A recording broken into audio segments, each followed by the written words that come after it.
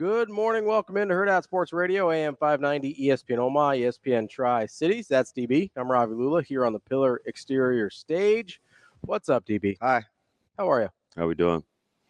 Doing all right. Do you sometimes wonder what my first response is going to be when you ask me how I'm doing? Almost every day. That's why I do it. Just because I don't know what I'm going to get. Sometimes it's fine. Sometimes it's high. Sometimes it's that's about the Sometimes we expound a little bit. Bag of salad. Sometimes one-word answers. Yeah. I try to refrain from that. That's no fun. Well, my voice is a piece of poop, but outside of that. Coaching? Yeah. Too much yelling? Not a good day at the old practice facility yesterday. Uh-oh.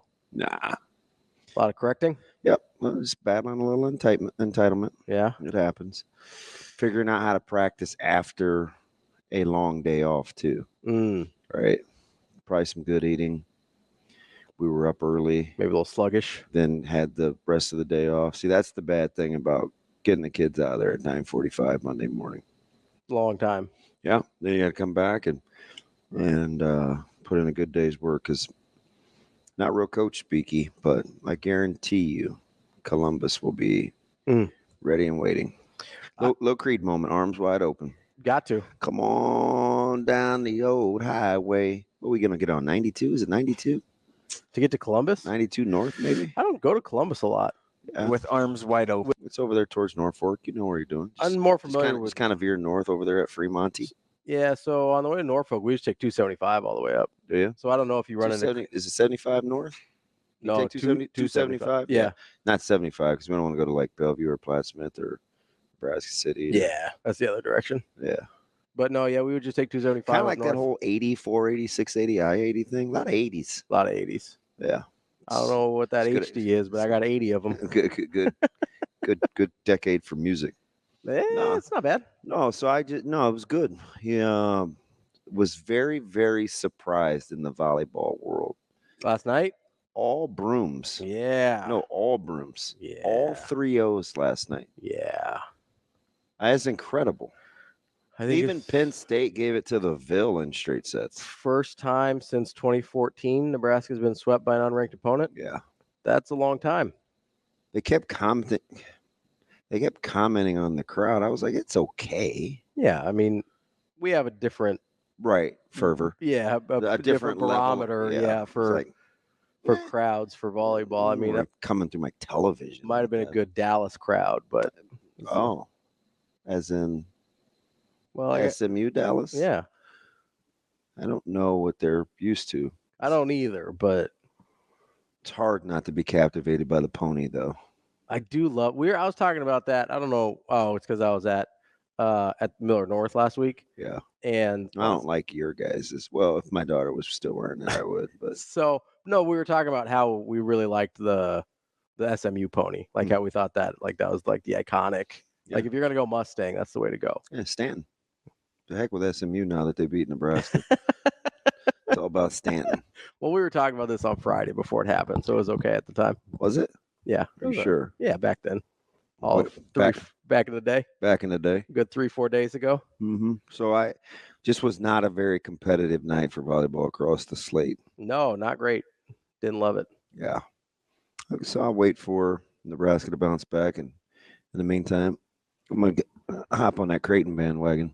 Because they're legit. They are legit. Kendra Waite won the was it most outstanding MVP, whatever. Yeah, they get SC coming to town. Yeah, that's a big one. So that's a big one this week. How about that? We like Coach Booth over there. I thought you were gonna say Trojans, and I was like, yeah. Some of us do. We don't like Trojans. So you don't even have to worry about that anymore. You're good. Couple more weeks. Selfish. Wow, they put a clock on it? There's a wait period to clear the plumbing. Like missing you like John Waite, or a different kind of Waite? Different, like Kendra Waite.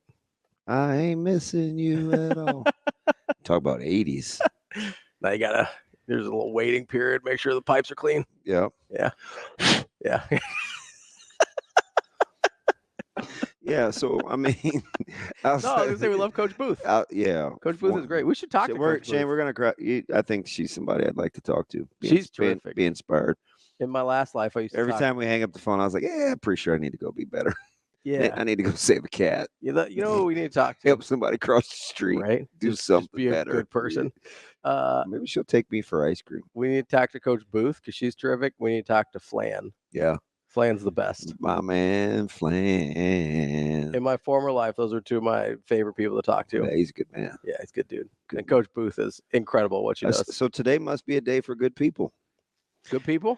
Good people, which means that Dion should now be back in your good graces. He said very complimentary things about your Nebraska Cornhuskers. No, he's not in my good graces. Well, yeah, he's happy with this fraternity, this coaching fraternity. It's called lip service. Oh, is that what he's giving us? Yeah, he's full of it. He's full of it. They used to call that something different. He's full of it.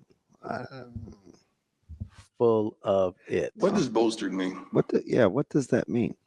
Are they better up front? Improved? Why don't we say improved? He's full of it. No, I felt like give a little grace, Ravi. It's Wednesday. I will not give any grace to Dion. That ship has sailed. Why? Because I gave him grace at first, and then he immediately. But he said good things about your favorite. Okay, but I'm not gonna be swayed by the fact that he's like trying to butter people up. Sway? You seen him in concert? Have you? What does swayed mean? You mean influenced? Let's go with influenced. Oh Lord! You know people like that are just like full of crap, and then they're like, "Oh man." I think he genuinely likes Coach Rule. I don't. Oh, it was Shador that gassed the fire last year. Where do you think Shador gets it from? Well, not that time. His daddy. Where do you think Shador gets it from? I don't know. I think Shador and Dion are he probably got it from Shiloh. That wouldn't surprise me. Shiloh seems like he is ornery on another planet. Yep, ornery. It's all right. There's one in every group of cluster brothers. Cluster brothers? Cluster of brothers. Like there's always the one. Like Cluster Johnson? Oh, Clester. That's different. Yeah. Yeah. Old Kless has been in the weight room. My man sat in this seat and put his elbows on the table. I was like, damn. He's hanging out with our guy Epp and EJ Barthel just in that weight room group. Yeah, man.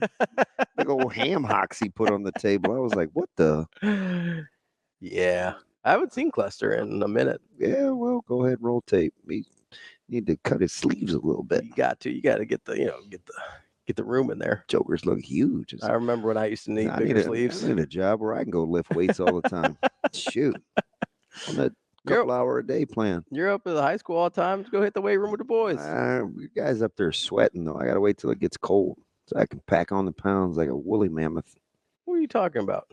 I'm outside all the goddamn time. Yeah? Yeah, I ain't getting big. Got to eat a little bit. Nah. Remember all those carbs you avoid? Mm-hmm. They're good for some stuff. Not using the restroom in the daytime. Like building, Nope. building some muscle. Pass. Carbs help out there. Pass, like Shador. Pass. I can't wait to see what Dylan. Can't wait to see what. Yeah, good call. What Coach Butler and Coach White come up with defensively.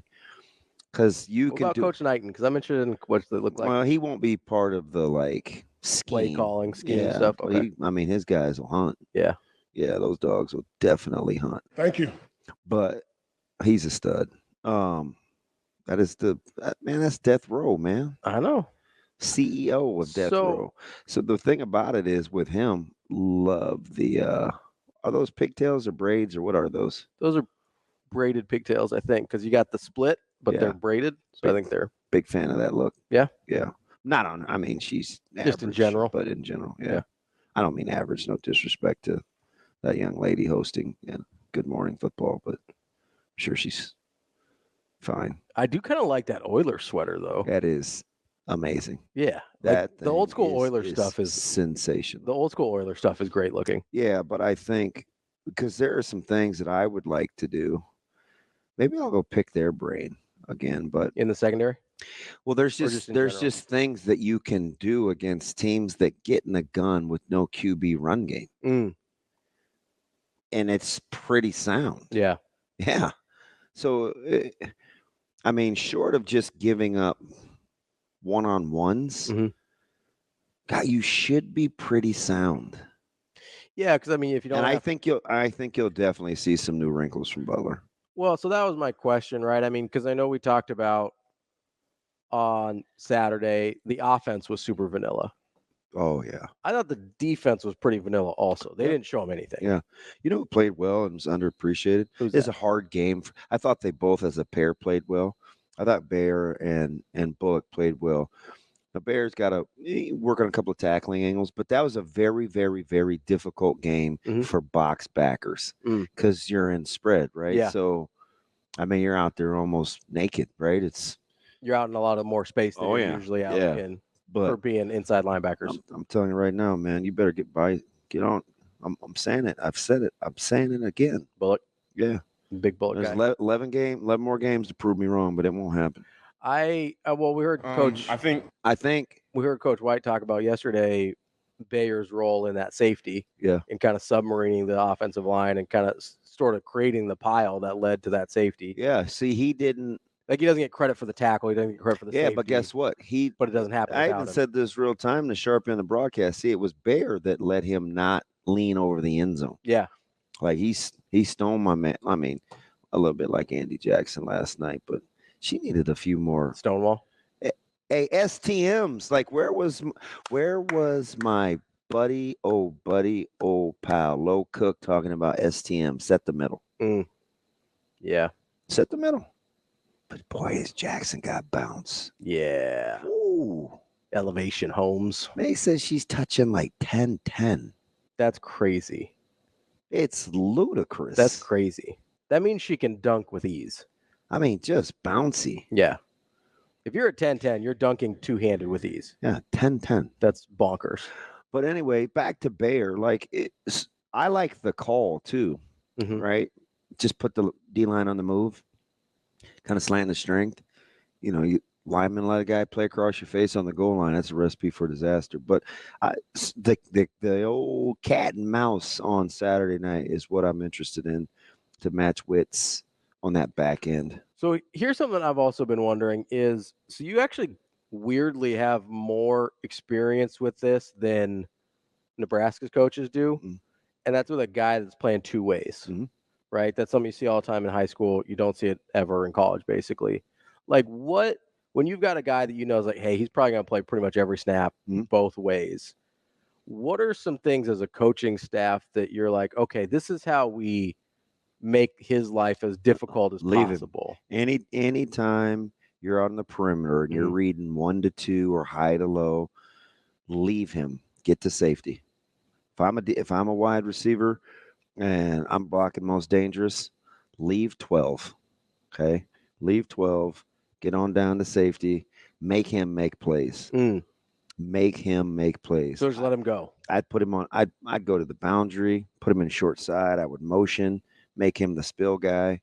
Like there's lots of things. Shoot, we spend a living trying to protect our guys until we get. Now we happen to have a couple of good tackling corners now, but sometimes like you got to protect those guys. Yeah.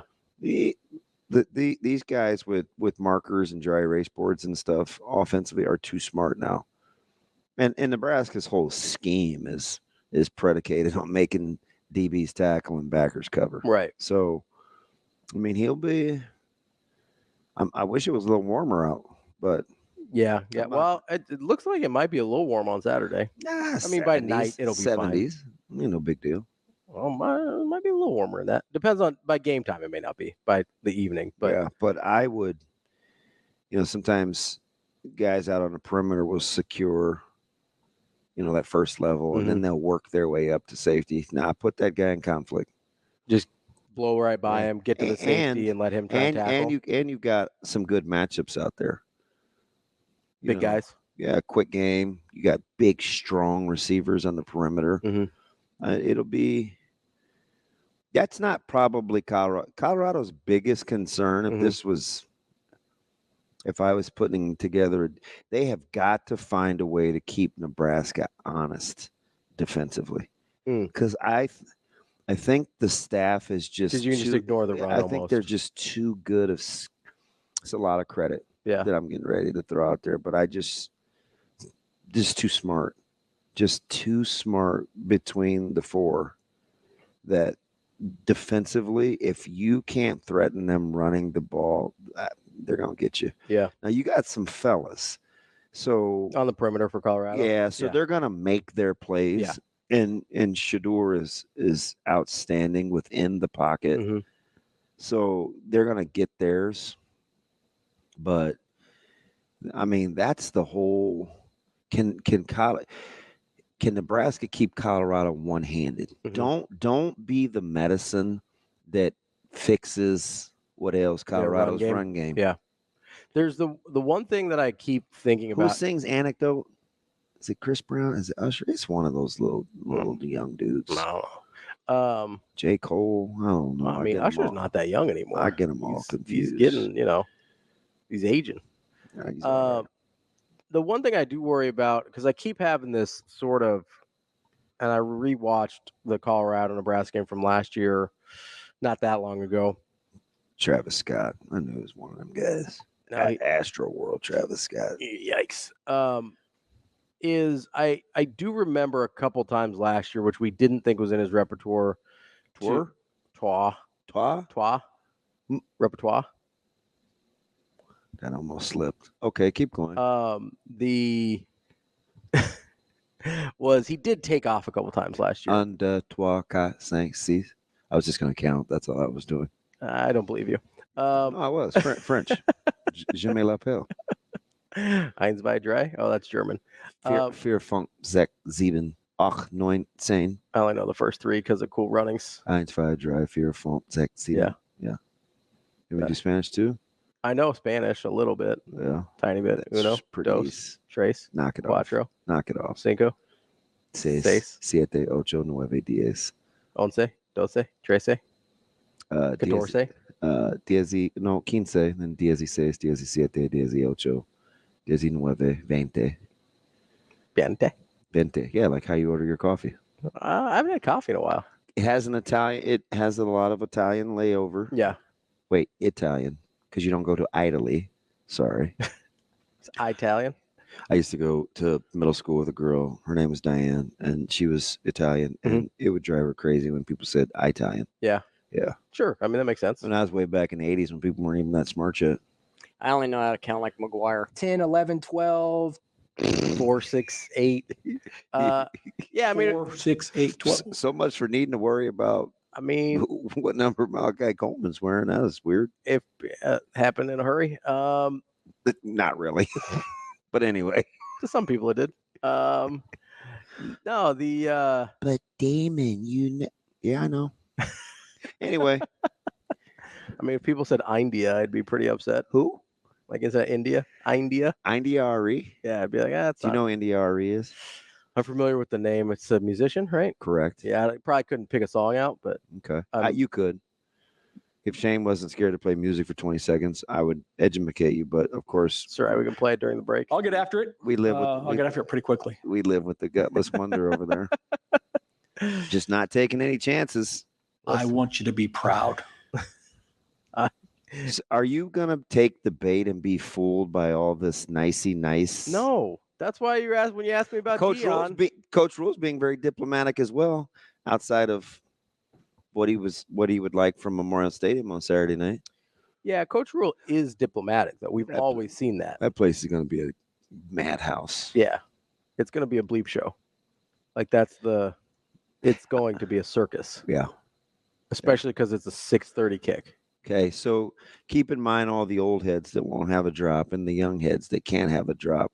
The average BA in that stadium will be. Now you're gonna have people. They're gonna have a lot of people. You have 40,000 that won't have a drop. Yeah, but you probably have 50,000 that won't have a drop. You may have 60,000. I don't buy that. You're not gonna have, really. You're not gonna have 3/4 of the stadium or 2/3 of the stadium not have a drop. You don't think? No, not at all. I wish we could put that to the test. Yeah, I have no. I mean, we can't like breathalyze. It just seems like 26,000 people drinking is a lot. Yeah, but it seems like 60,000 people not drinking is a lot more. Shane, what do you think? I'll call it half. I'll go half. I go 50-50. You're like Sanders and Coach Rule, just playing it down the middle. No, I just think that's a more accurate. All right, so 45K or because I also think that some of the older people and some of the younger people, because it's a night game, wouldn't be there. Like if it's an 11 or 2:30, where are they going, Ravi? They're gonna watch at home. No, and who are they giving their tickets to? They're gonna sell them to like their kids or put them on the market or whatever. It's pretty hard. It's not. I know. It's not easy to get tickets. I know. Like I think this happened a while ago when the time got announced. I think Typically, I could be wrong. Typically, that 90% chance you're probably not right. that almost never happens. Typically, with the night games, you get less of the young kids, you get less of the older crowd. Yeah, they're not. I go to Creighton games all the time. Anytime there's an 8 o'clock start or a weekday 7 o'clock start, the old people leave at halftime. Like I'm not hating on them. Like but listen though, but people will be in attendance. They're not going home. Those seats will be full. I understand that. My point is, I know for a fact that what's your point? That if there's gonna be older, no, say it again. My point is, I already said that. I don't need to say it again. I just wanted you to. I just felt like you were preparing me for some people listen. Mic drop.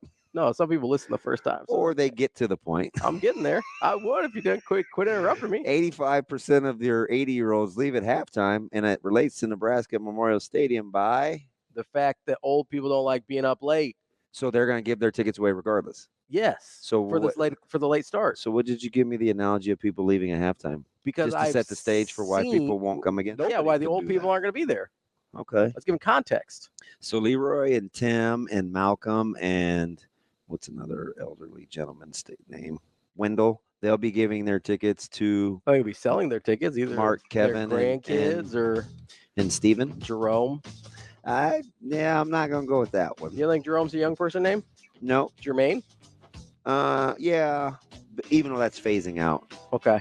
I think Jermaine's won't be much more than in high 30s, low 40s.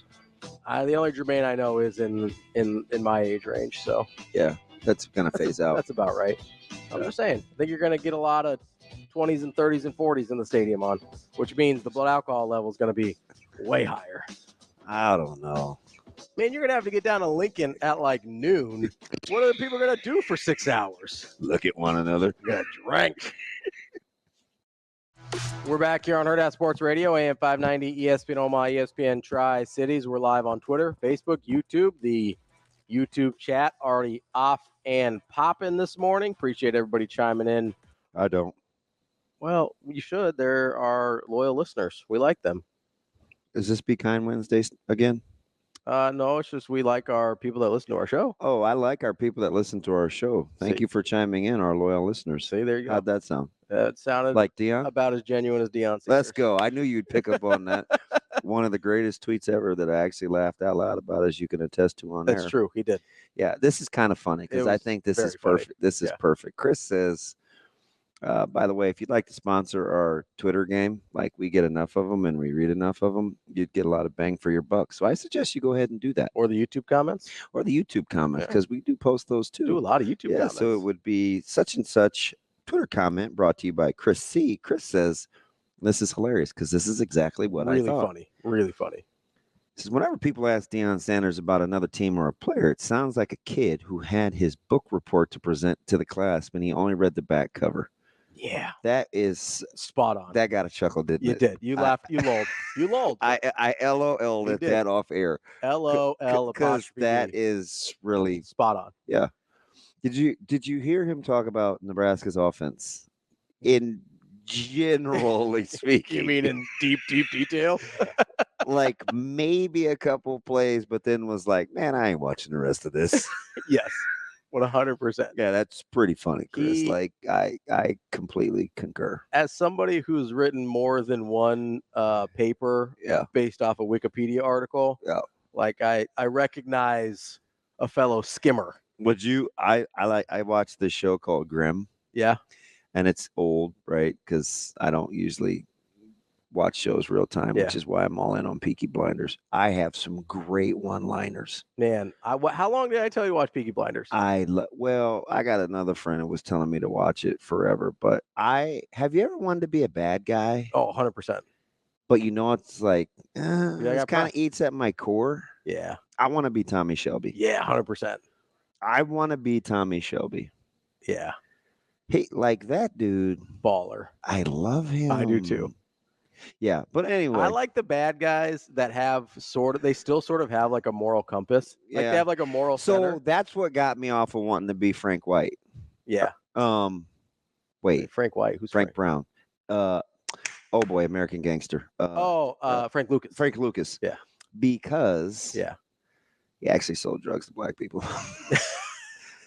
So I was like, yeah, Frank Wright, wasn't he? Yeah, he played at Maryland. Royals.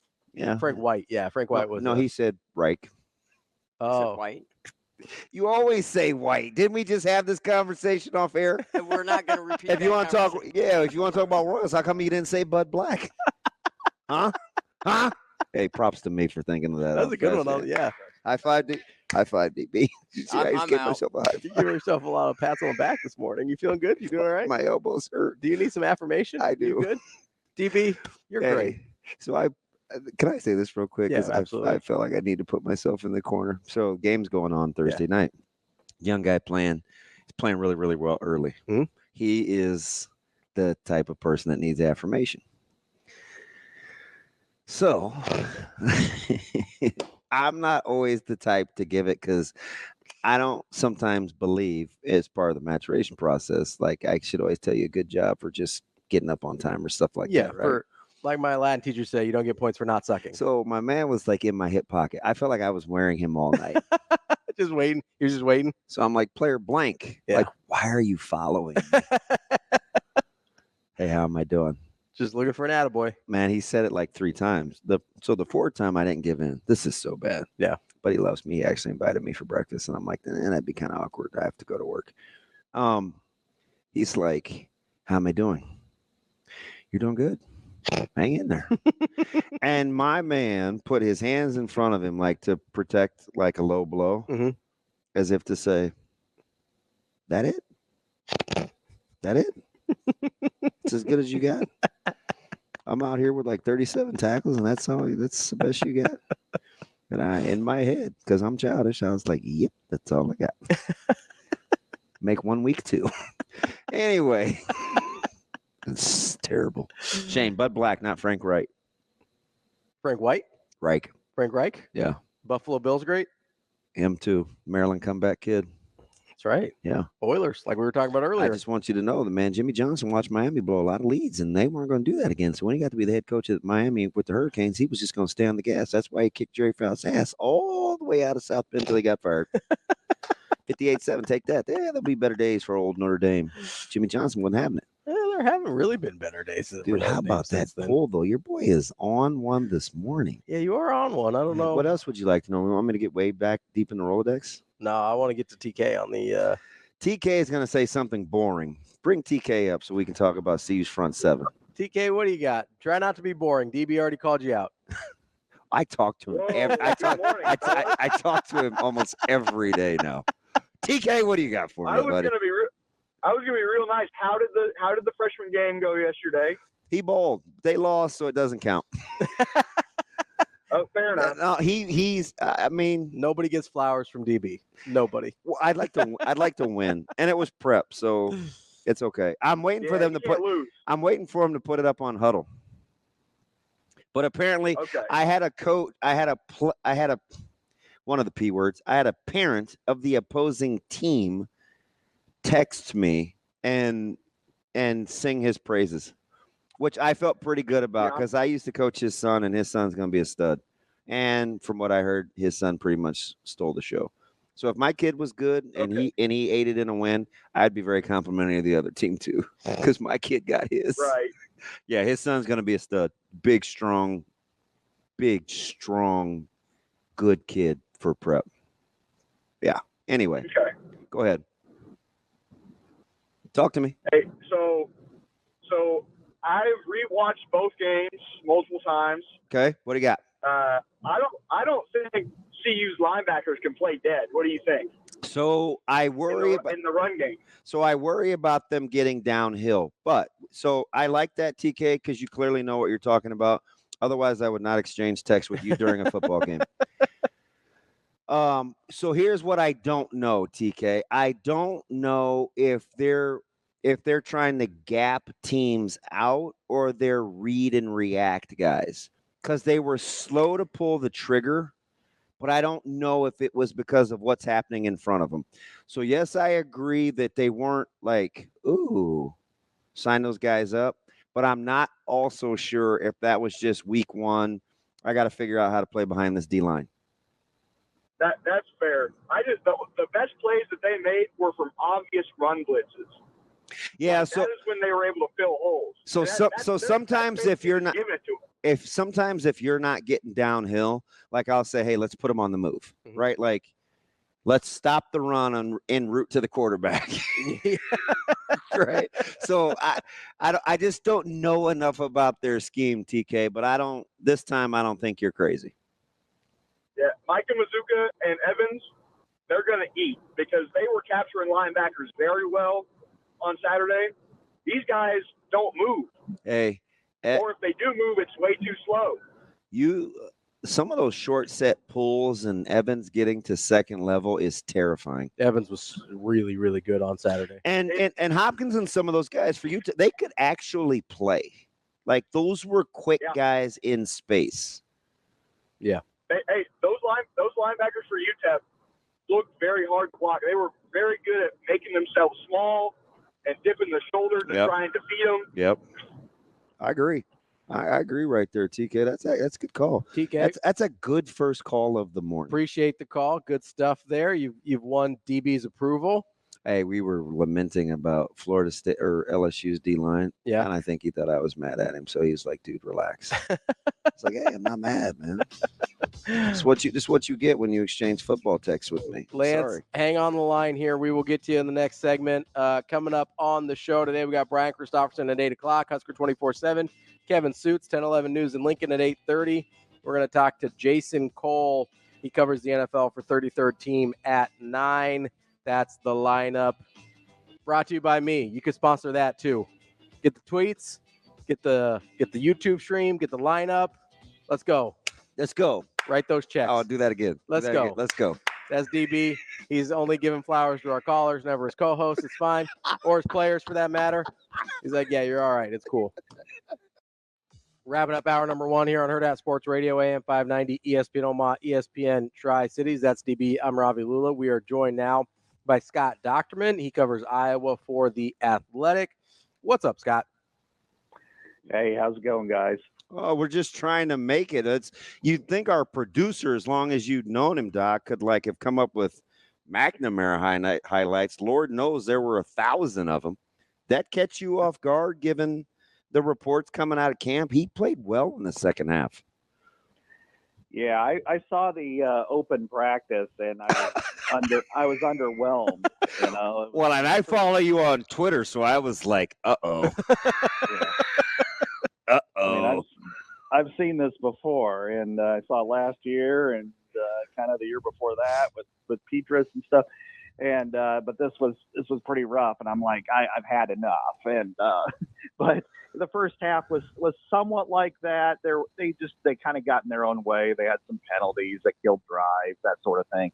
And then the second half, they scored real life touchdowns on 5 out of the 6 possessions, and they had gone 196 minutes without scoring a touchdown in a game. Wow. Not since Deacon Hill sneaking against Nebraska in like the early second quarter. Why are you bringing up old stuff, Scott? I mean, come on.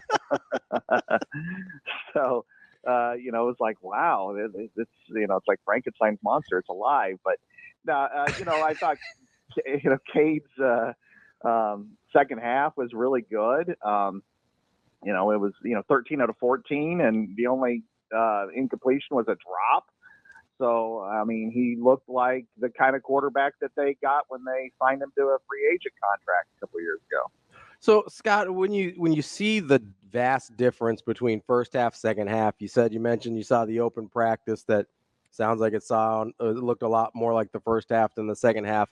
Like, how do you kind of parse through what you think is real versus what maybe is fool's gold a little bit? Obviously, you're facing an opponent that probably struggled with some depth issues the further you got into that game. Like, how do you decide what you think is legitimate?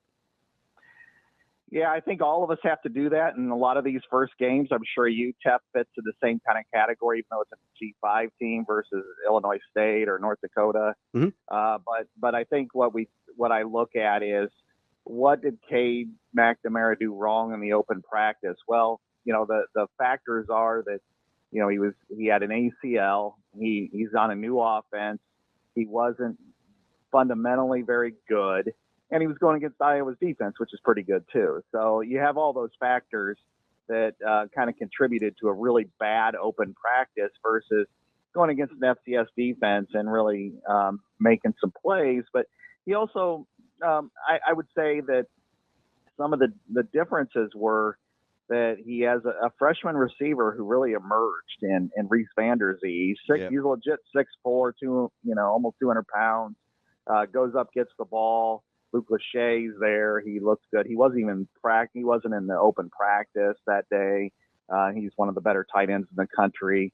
But I also realize and respect the fact that most teams are not going to have the kind of defense that Illinois State has. I mean, it's so I think what you do is you say, hey, this gives them confidence. They're probably better than they are better than what they were last year. But this week is a blank slate against Iowa State, which we'll see how much consistency they can have on offense to know if we're just saying, all right, it's better because last year was the worst in Big Ten history, or it's actually, you know what, this isn't so bad. So let me ask you something, Doc, because maybe he's not 11 for 120, 10 point whatever average good. But I do think Caleb Johnson is really good, especially with his ability to make people miss and crease guys. What do you think's portable about his game that we saw week one, considering we only saw it in kind of flashes last year? He came in the second half because he was suspended for the first half for missing meetings. What he can do is, I mean, he's big, he's physical. When he hits the hole, he hits it hard. He's kind of a long strider, kind of runs a little bit upright. But when he gets going, there's just no way there's not a real good way to stop him. He's just physical. And so that's really what he did so well. And last year he had big games and then he just kind of disappear a little bit. And I think the one thing they've got is they do have a stable, but they could go running back by committee and go pretty well. I mean, Kamari Moulton was the starter. He's a redshirt freshman. He's quicker than all the other running backs and fairly physical. And then LaShawn Williams has only played sporadically because of some injuries, but Caleb Johnson has the most upside out of the three. And if he could just break through, he's like 80% a great running back, but there's just that I like extra punch that he just needs to have. The finish. I think the finish for him is what he needs to do. And Liddell Betts feels the same way. He played in the NFL for 10 years, and so he's just about there. It's just push through at the end. And I think if he can do that, I'm not saying he's going to be one of the best in the Big Ten, but because that's a great league. But I think he could be one of the top 5 or 6 of the Big Ten. We're talking with Scott Dochterman from The Athletic. Scott, obviously, you got the big rivalry game coming up this week against Iowa State. As you kind of go into that, what we've seen this game play out in ways that are really unexpected several times over the past handful of years. Like, what goes into that in terms of, is it just the emotion and familiarity, or what do you think goes into that being such a, I don't know if crapshoot's the right word, but it seems really hard to predict how that's going to go on in a year in, year out basis. Well, the line doesn't seem right for one. That's for sure. What, at 2.5? Is that what it is now? Or I don't know how Iowa isn't favored by more in Iowa City. I mean, I guess it's the rivalry, but Iowa owns those guys. It just seems like they're begging you to take Iowa. It's kind of scary for me. Well, over the years, I would say that this series kind of parallels what Iowa-Nebraska is. I mean, when you look at the records and you look at the teams, and you wonder, how is this game so close? And yet it is. Yeah. And I think that's, I think teams sometimes flex their rivalry muscles, that they look at that opponent and they want to win that game in the worst way. And that's, whether it's certainly the case of the team that's maybe not as considered as good or has as good a record. And that was the case, I think, with Iowa State. But Iowa and Iowa State are built real similar. Matt Campbell's done a really good job at Iowa State, and I was over there yesterday instead of Iowa because my role has changed now. And just the way he's built that program developmentally, the way they, they're really like Iowa in how they present themselves. And when you have in the past Brock Purdy and Breece Hall and Xavier Hutchinson, some really good offensive skill position players, that they've been able to really keep up with Iowa that way. But Iowa, pulls it out. Now, what I'll say, after watching the game the other day, Iowa State's game, and then being there yesterday and some of the injury issues they have, that's a number that doesn't seem right? It seems like it should be about 6 or 7. Yeah, exactly. I'm kind of like, what, really? I mean, because they lost their best linebacker. Their second best linebacker is out. They North Dakota had a 12-minute drive on them. So it's like, what am I missing here? What's going on? And it's always tough, But again, Iowa State's going to come to Iowa motivated and they've got some good skill position players, no doubt. They've got the best skill position players of either team. It's just a matter of, can they penetrate Iowa's defense more than just once? So, Doc, let me get you out of here on this, at least from me. Obviously, with the suspension and however long it took to arrive at this, given when the infractions allegedly actually occurred, that's one thing. But how much of this kind of start with Coach Ferentz, it's like, you know what? Like, it's hard for me to take this serious. Good thing Iowa is just Iowa, right? It just seems like the way that they go about doing business leaves them unfazed by how whatever is going on behind the scenes. How much of that is portable in this upcoming season? For sure. I mean, Iowa is I always call it the most self-aware program in the country because it knows what it is. It doesn't shy away from that, and it's usually pretty consistent in its approach, and the results bear that out. And they respond better to adversity than just about any other program, and that starts at the top with Kirk Ferentz. Last week, he's suspended for a week without because of a recruiting violation. That's not one that anybody had on their bingo card. But they handled it well. They went about their business. They did their own thing. And in fact, I would argue that may have had a more of a galvanizing effect for the team where they weren't necessarily, let's rally for Ferentz the way Michigan did for Harbaugh, but now it gives them a little bit more of a motivation, a chip for this week, because now he's back. They get him back for a rivalry game, and they can kind of fuel that a little bit more. So I think they're fine with this, and they're going to continue to do what they do. And if their offense improves, I mean, this could be a pretty good team by the season's end. That's our guy, Scott Dochterman from The Athletic. Scott, we appreciate it as always. We'll talk to you again soon. All right. Thanks for having me on. Appreciate it. Thanks, Doc. Scott Dochterman from The Athletic. That's DBM Ravi Lulla. We'll be back with more Hurrdat Sports Radio and Brian Christopherson coming up next. Kicking off hour number 2 here on Hurrdat Sports Radio, AM 590, ESPN Omaha, ESPN Tri-City. That's DB. I'm Ravi Lulla. We're joined now by Brian Christopherson of Husker 24/7. BC, what's going on, man? I'm doing well. How are you guys? Hi, B. We're just trying to make it. I'm waiting for somebody to.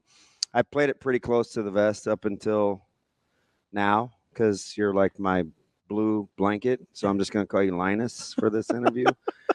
Okay. I feel exceptionally confident about this week, and it stems from I like the matchup of Dvorak, Knighton, White, and Butler versus Colorado's offensive staff. Would you try to talk me down from that, knowing I don't get like this very often? Why do you want me to talk you down? Aren't I the blue blanket? Well, yeah, but you also keep me safe too. So if I don't want to be embarrassed, then you got to do your best, Linus. No, I don't disagree with you on that, though. That's the thing. I mean, I've been as much in the Tony White fan club and how he communicates with his staff and how they work together in forming a plan and how they're creative against specific type of offenses. And I think they're really carved out for a game like this. Like I like Tony White's comment where he was saying how Shedeur Sanders makes me a better coordinator because he's that type of player, and they have a couple of those type of players who challenges you to, to think in different ways about how you're going to attack or how you're going to disguise. And there's a real cat and mouse game that I think Tony lives for. So it's no doubt the game within the game. Nebraska got a lot of pressure on him last year, sacked him 7 times. I just think there were a few plays. If you go back to last season, let's take away all the fumbles and turnovers Nebraska had. On defense, there are a few plays when it was starting to get off the rails where they just missed, and Colorado made them pay for it. And I've brought up this play a dozen times, but it summed up that game. Javen Wright almost got home on a 3rd down. Oh, yeah. And it was just like not 0.2 of a second off. It ends up being a 40-yard completion over Tommy Hill. I'm sure Tommy hasn't forgotten about that play. This is a big game for him. But if Nebraska can make a couple of those plays that they just missed on last year, even though they had all those fumbles in that game, I think it's a different story this time. So it's interesting, BC. If you're a Nebraska fans or you're me or heaven forbid you're ever Ravi, which happens first? Colorado figures out a way to keep Nebraska's defense off balance with some semblance of a run game, or Nebraska's defensive staff gets to dial in because of no run game? Well, that's where I have confidence in Nebraska in this game on that side of the ball. I mean, we've spent 8 months believing in these guys that, for the most part, 90% of the conversations around here have been how, they're going to be a top 10 defense again and in all this because we looked at on paper and they got this guy here and that guy there. And you talk about a security blanket.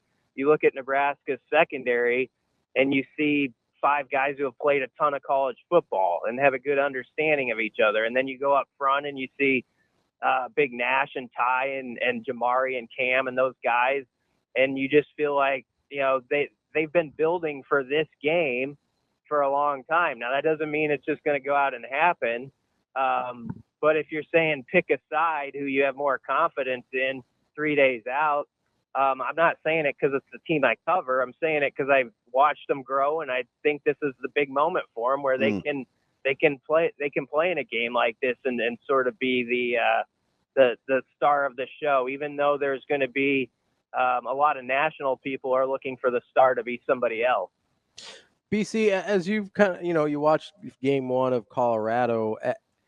Did you notice anywhere that you thought they were significantly better than last year? I know they're different in a lot of places, a lot of different faces, but whether it's the retooled offensive line, brought in some edge rushers, whatever it is, did you look at them and you're like, oh, I think they're significantly better here? Or did you look at them as, it looks about the same? I thought they were a very similar team, but I say that with some respect because they're a tricky team because their headliners they are really like ballers or dudes who can really turn a game with a few plays where, last year for a quarter and a half, for instance, Nebraska's defense had that game exactly on script. Yep. And when that game was played on script, Nebraska was dominating on that side of the ball. And I this is me talking as a lay person very simply, but I think Nebraska is going to win this game on script. I think there's going to be some plays where Shedeur goes off script. You saw it even last week where he'd backtrack like a video game almost 15, 20 yards. It's incredible how he gives ground and still gets a positive. Yes. And so he is a very unique player in that way where more times than not, it comes out golden for him and that offensive side of the ball when he is kind of running around and doing some stuff. Even though he's not like the greatest runner in the world, he does have an ability to just buy that time. He's got gifted receivers out there who you can't cover for a long amount of time. And so if I'm saying, okay, there's something about their game where I really respect it and I think you never know, it's when that thing gets a little bit off the script and there's going to be a crazy play or two. Does that play end up being where he makes a mistake, throws a pick or something, or is it a 45-yard down the field where Jimmy Horn's like wide open suddenly, So That's the part that I think you worry about a little bit to bring you down just a little bit from the Husker high going into this one. Yeah, I think it's critical that because one of the keys, and sometimes you don't get it unless you get all 22 or they're in your guys' seats with being in the press box, is if Nebraska's disciplined enough to not turn guys loose over time, right? I imagine there's a fair amount of scramble drill going on or plays are extended, right? Because you have to coach the time, and Shedeur buys an inordinate amount of time. So I could see Nebraska in practice working on 6-7 seconds worth of coverage. If Nebraska doesn't turn guys loose, how much of this do you think comes down to my guy's better than your guy kind of ball for Colorado? Oh, a lot of it. I mean, they're going to trust that they can put it up at times, and Travis Hunter's just going to get it no matter who you got on him. And there's a possibility if he's the best, one of the top 5 draft picks, if he's that kind of player, and he should. I mean, last week you had to say, man, that one catch in the end zone, like very low percentage of making a play like that. Probably was like the 20th best catch of the week. There were some grabs last week, man.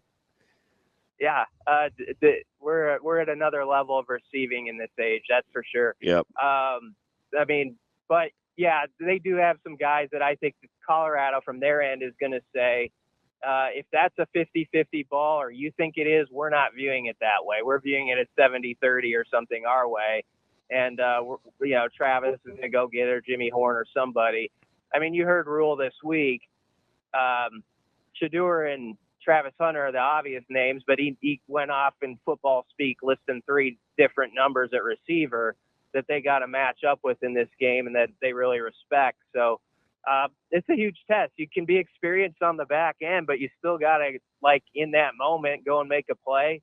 It is kind of a different setting. I think Marquise Buford is the type of dude who is totally up for a game like this.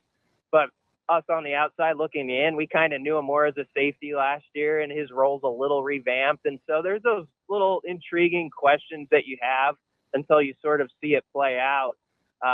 But I do think a big part, too, is being physical. If those guys can get their hands on Travis Hunter, and when Travis Hunter's on defense, you can, be a little tough with him and block him and make him feel it on these plays. You want him to have to pay for being the guy who wants to play 100 snaps, which we all admire, but make that a difficult challenge for him. We're talking with Brian Christopherson from Husker 24/7. BC, you mentioned earlier the Shedeur and his ability to kind of go and do things in sort of an unorthodox style back with his retreating and kind of that whole thing. Like, do you think that ever comes back to bite him at some point? Like, there's a reason most people don't do that, or is it kind of one of those that, hey, he's a special talent, he's going to be able to get away with it? No, I think it could bite him at some point, and that's where I get to that part. There's going to be like a few plays in this game where he definitely does that, right? And so let's say he does it 3 or 4 times, most of those plays going to be something where it ends up being a massive explosive for Colorado, or could it be what you're talking about? And I think that this is totally possible too, where Nebraska is so well schooled, they've been built for this, even on that scramble drill type of stuff. It ends up being a calamity for Colorado, whether it's a big loss or something like that. I think he'll make a play or two like that. I also have no doubt that Nebraska might hit him for an 18-yard loss on some play. I think that's just the type of wild game we're in for, because he will gamble with real estate in that way. And so you gotta in that moment have that play where somebody does get there that 0.2 of a second quicker this time, and it changes the whole complexion of things. Now, I know, Buschini had the long of 53, but I think he only ended up netting maybe 29 yards on that because it was a 20-some-odd yard return. But he did hit the ball. He did strike it pretty well. How much of what you think Nebraska's going to get done on Saturday has to do with when actual toes meet leather? Yeah. I think this is a game about like every guy, like you mentioned Buschini. It's the old Belichick, do your job. Like, okay, you know what, for this specific matchup, we want, like, Nebraska wants to force them to, as far as like directional punting in some cases and things like that. And everybody's got their specific thing that they're honed in on, and you just got to do it well. Like, you don't have to be exceptional. We don't have to work ourselves into read out around the world mode. That's a reference, of course, the 2010 game in Texas. I can't believe you brought that up. Well, wow. I think on the outside, like, Husker fans are so geeked up for this, like, for reasons completely understood by me, that the key is for those inside the walls to really do what they're talking about with the process and just, like, make it Tuesday. If you did what you did well on Tuesday, do that well just on Saturday night, and you'll probably take the results and like them. So whether it's Buschini or anyone we go down the list with, I think that's what you got to do. You got to be in that mindset. Guys are talking the right talk, I'll tell you that much. And Mekhi Bayer, by the way, if you happen to see that interview, there's a dude who's like beyond excited to go play this game. Yeah, he's a total. Superman crush forming here with Bayer and Bullock, but it all starts with Dvorak. Like, he's so underappreciated. I think Rob is just kind of a sappy moment. I think he's pretty incredible. I do, BC. Dvorak is a stud. BC, you still there, bud? He may have hit mute. I think he got a little uncomfortable. And maybe he with got your choked up too in my man crush. He got a little uncomfortable with your man crush moment. It's like, I think I might be done here. He's like, shoot, Kleenex says bless you. Shane, did we lose B Sizzle? I'll There he is. Sorry, guy. You can hear me, guys? Yeah. What'd you do, BC? Sorry, I'm on the road. Not on the wife. I'm not on the don't use that clip. I mean, good for you, but that's totally going on the cross thing. Oh gosh. I'm on the road with my wife driving. She's with you when you said that? That's incredible. I'm busting in and out a little bit. She's like, yeah, you wish, BC. You wish. Anyway. So DB was just waxing poetic about his love of his life, Rob Dvorak. I don't think he asked you a question. I think he just ended it with, he's pretty incredible, huh? Did we lose him again? Yeah. She's probably like, try to focus now. hanging up on the Bluetooth. Let's try an effort, BC, again for the last few minutes here. Oh, what a classic. The best part is she was in the car when he said that. Yeah. That kills me. What do they call? What do they call it? Is that a Freudian? Freudian slip. Freudian. Yeah, Freudian slip. Oh man. No, I'm actually glad he brought up the red out around the world. No, thing. I'm not. I am. I'm glad he brought it up. Why? Because you like trauma? No, because I think you have to emotional distress. I think there's is he back, Shane? Yes. Okay. BC, I was telling DB that I'm actually glad you brought up the red out around the world thing, because I think a big part of this game is being able to be at a point as a program where you can say, hey, this is a big game and it's not too much for you. And I think that my first thing that I go to when I think of that is the red out around the world, where Nebraska made it into this big thing. And they probably made too much of it, to be fair, because I think that first video came out in like May, which is probably overdoing it. But I think it is important as a program for them to get to a point where they can just say, hey, this is a big game. It matters. Let's go win. Yeah, exactly. And, the reference that we're making here, I made, is not something any of these kids even know about. So that's the good part. But I do think in general, it's been something Husker football has sort of, labored with a little bit. Sort of just playing like I think that's what Rule has built over the whole off season is like, trust your training. You're going to work for this and do the type of stuff Monday through Friday that has you ready to not be surprised by much in the game or handle a specific 3rd and 3 and all these scenarios. They've worked through them all off season. Now you just got to trust it and execute.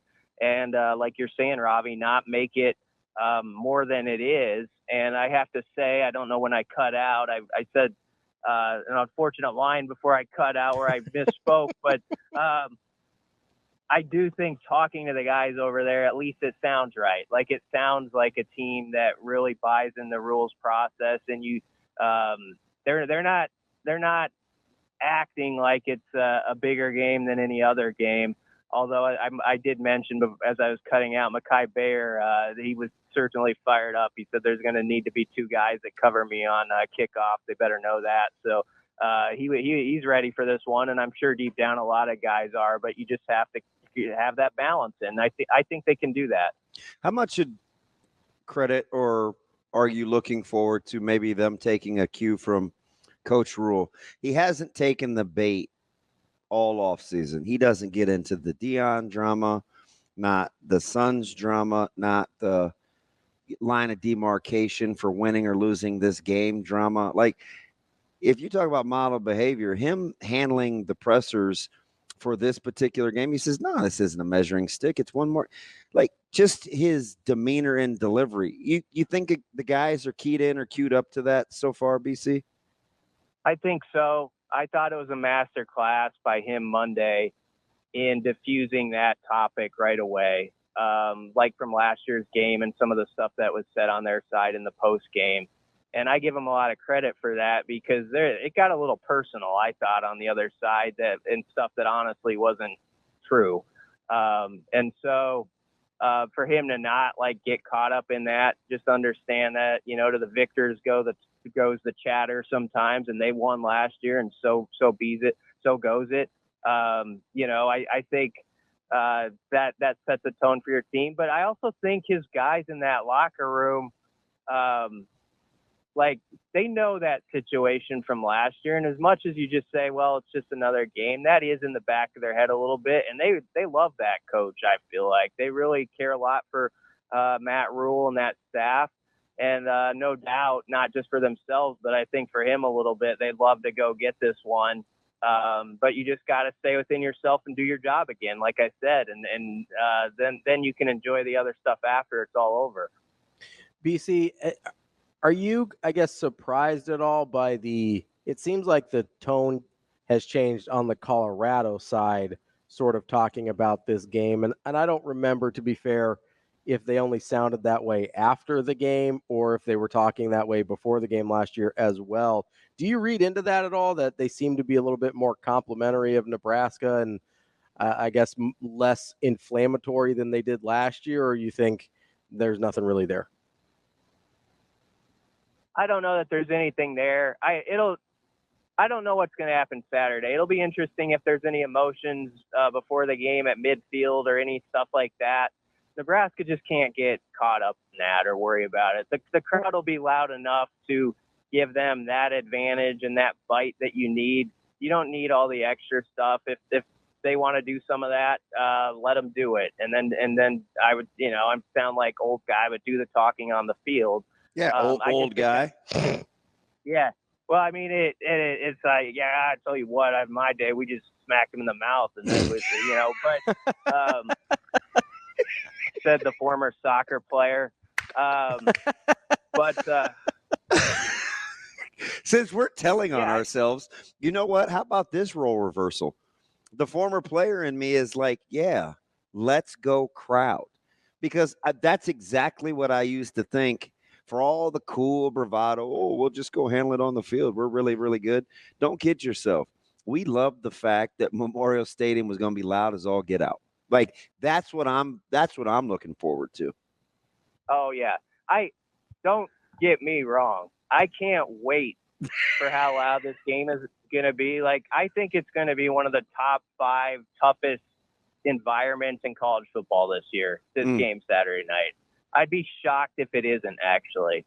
I just think people are that amped up. I think it's a combination of like 4 or 5 things that make it that way. Nebraska feels like they have to have a breakthrough. The fans do, I'm saying, like on this sort of platform where it's national TV. And we're Colorado, confident. and We're confident. Yeah, we're not afraid of this game. there is a built-up confidence that's happened through the offseason, and it was contributed to last week by Dylan playing well at that QB spot and sort of being who people thought he could be for a first game. And, there's obviously, Deion Sanders, he's a magnet toward, like, you like him or you don't like him or whatever, but he's a magnet. And Husker fans are certainly going to bring it in this game. It'll be, if Colorado wins, I'll tip my hat and say they walked into one of the toughest environments and got it done. And you just got to say that's congrats to you. I mean, that's honestly, because I do think it's going to be very difficult to operate. What'll be interesting is it used to be where the crowd noise built up those last 10 seconds on the play clock. Now I think there's an understanding, like we can affect this game from the fans, like even when, the play's coming into the helmet and all that stuff. Yep. So I think there's just going to be a constant noise that's even maybe different than some games we've seen in the past here. That's Brian Christopherson, Husker 24/7. BC, we appreciate it as always. We'll talk to you next week. Yep, thanks a lot, guys. Thanks, B. More Hurrdat Sports Radio coming up next. Halfway through the show here on Hurrdat Sports Radio, AM 590, ESPN Omaha, ESPN Tri-Cities. That's DB. I'm Ravi Lulla here on the Pillar Exterior stage. If you want to get better from week 1, you got to join us for our next live breakfast coming up September 20th for the Illinois game. Make sure you get to eventbrite.com to reserve your seat. Just search Hurrdat Sports Radio, and you can be a part of that sandwich that DB can't stop thinking about. It's pretty good. I mean, you've been talking about it for like 3 days, so Yeah. I think it must have been. So 2 things I can no longer talk about, according to my friend Degenerate Aaron. What's that? I can't talk about Rob Dvorak anymore, and I can't talk about the breakfast sandwich. You do whatever you want. Nope. Degenerate Aaron doesn't run the show. Apparently, everybody's over my love affair with Rob Dvorak. No, I like it. It's just you give me such a hard time about my Well, you're not nice. man crush on Matt Rule that it's. Well, you definitely have that. I admit it. You got an equal size man crush on our guy Rob Dvorak. Just Fine. make sure you come hang out with us September 20th. That's just a couple weeks from now for the Illinois game. Brought to you by EP Foundation Repair. Joining us now is Kevin Sjuts from 1011 News in Lincoln. Kevin, how are you this morning? Good morning. For starters, I will let you guys know I am not on my wife, nor am I near her. Poor BC, man. He will not let that down anytime soon. I wonder, if I just could have done like a dash cam, I wonder, what was going through her mind.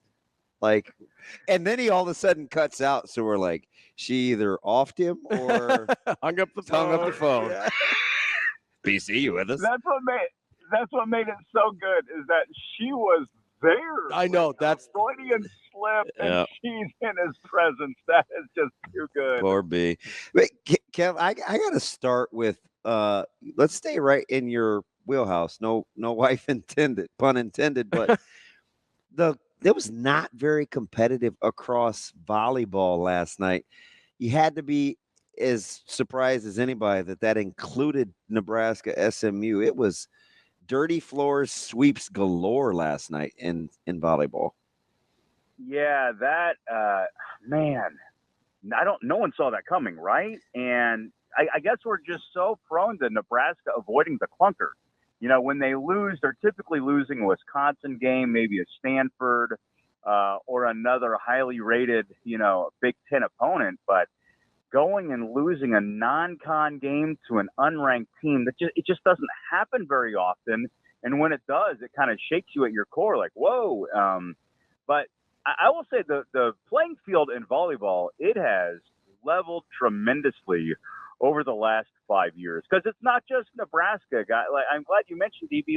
Look at this past weekend. The top teams, they're going to lose. Yeah, Minnesota got busy, and I get it. Penn State is top 10, but they got the brooms out on Louisville. Wisconsin hasn't won yet. Yeah. I know their schedule's brutal, but schedule still. is They haven't gotten one? a nightmare. Oh, I know. I get it.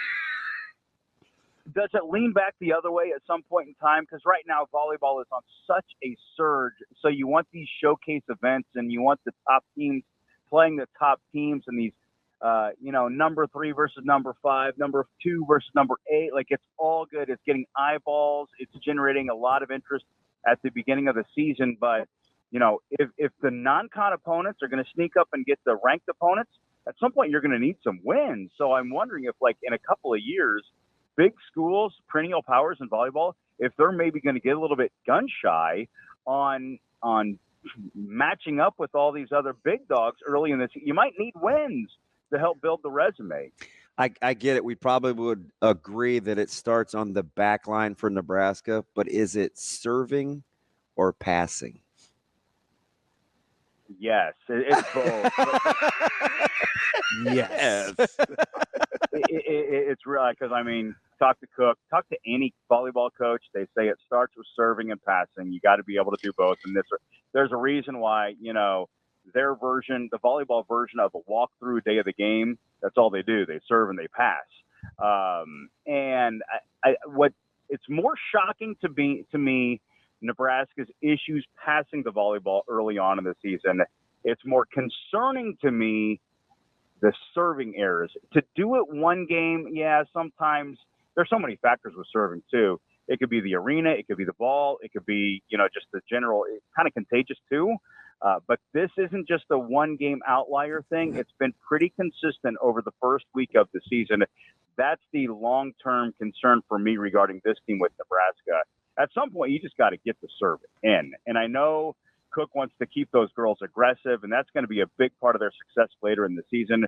But it's got to get shored up pretty quickly. Can he have too many options? Absolutely.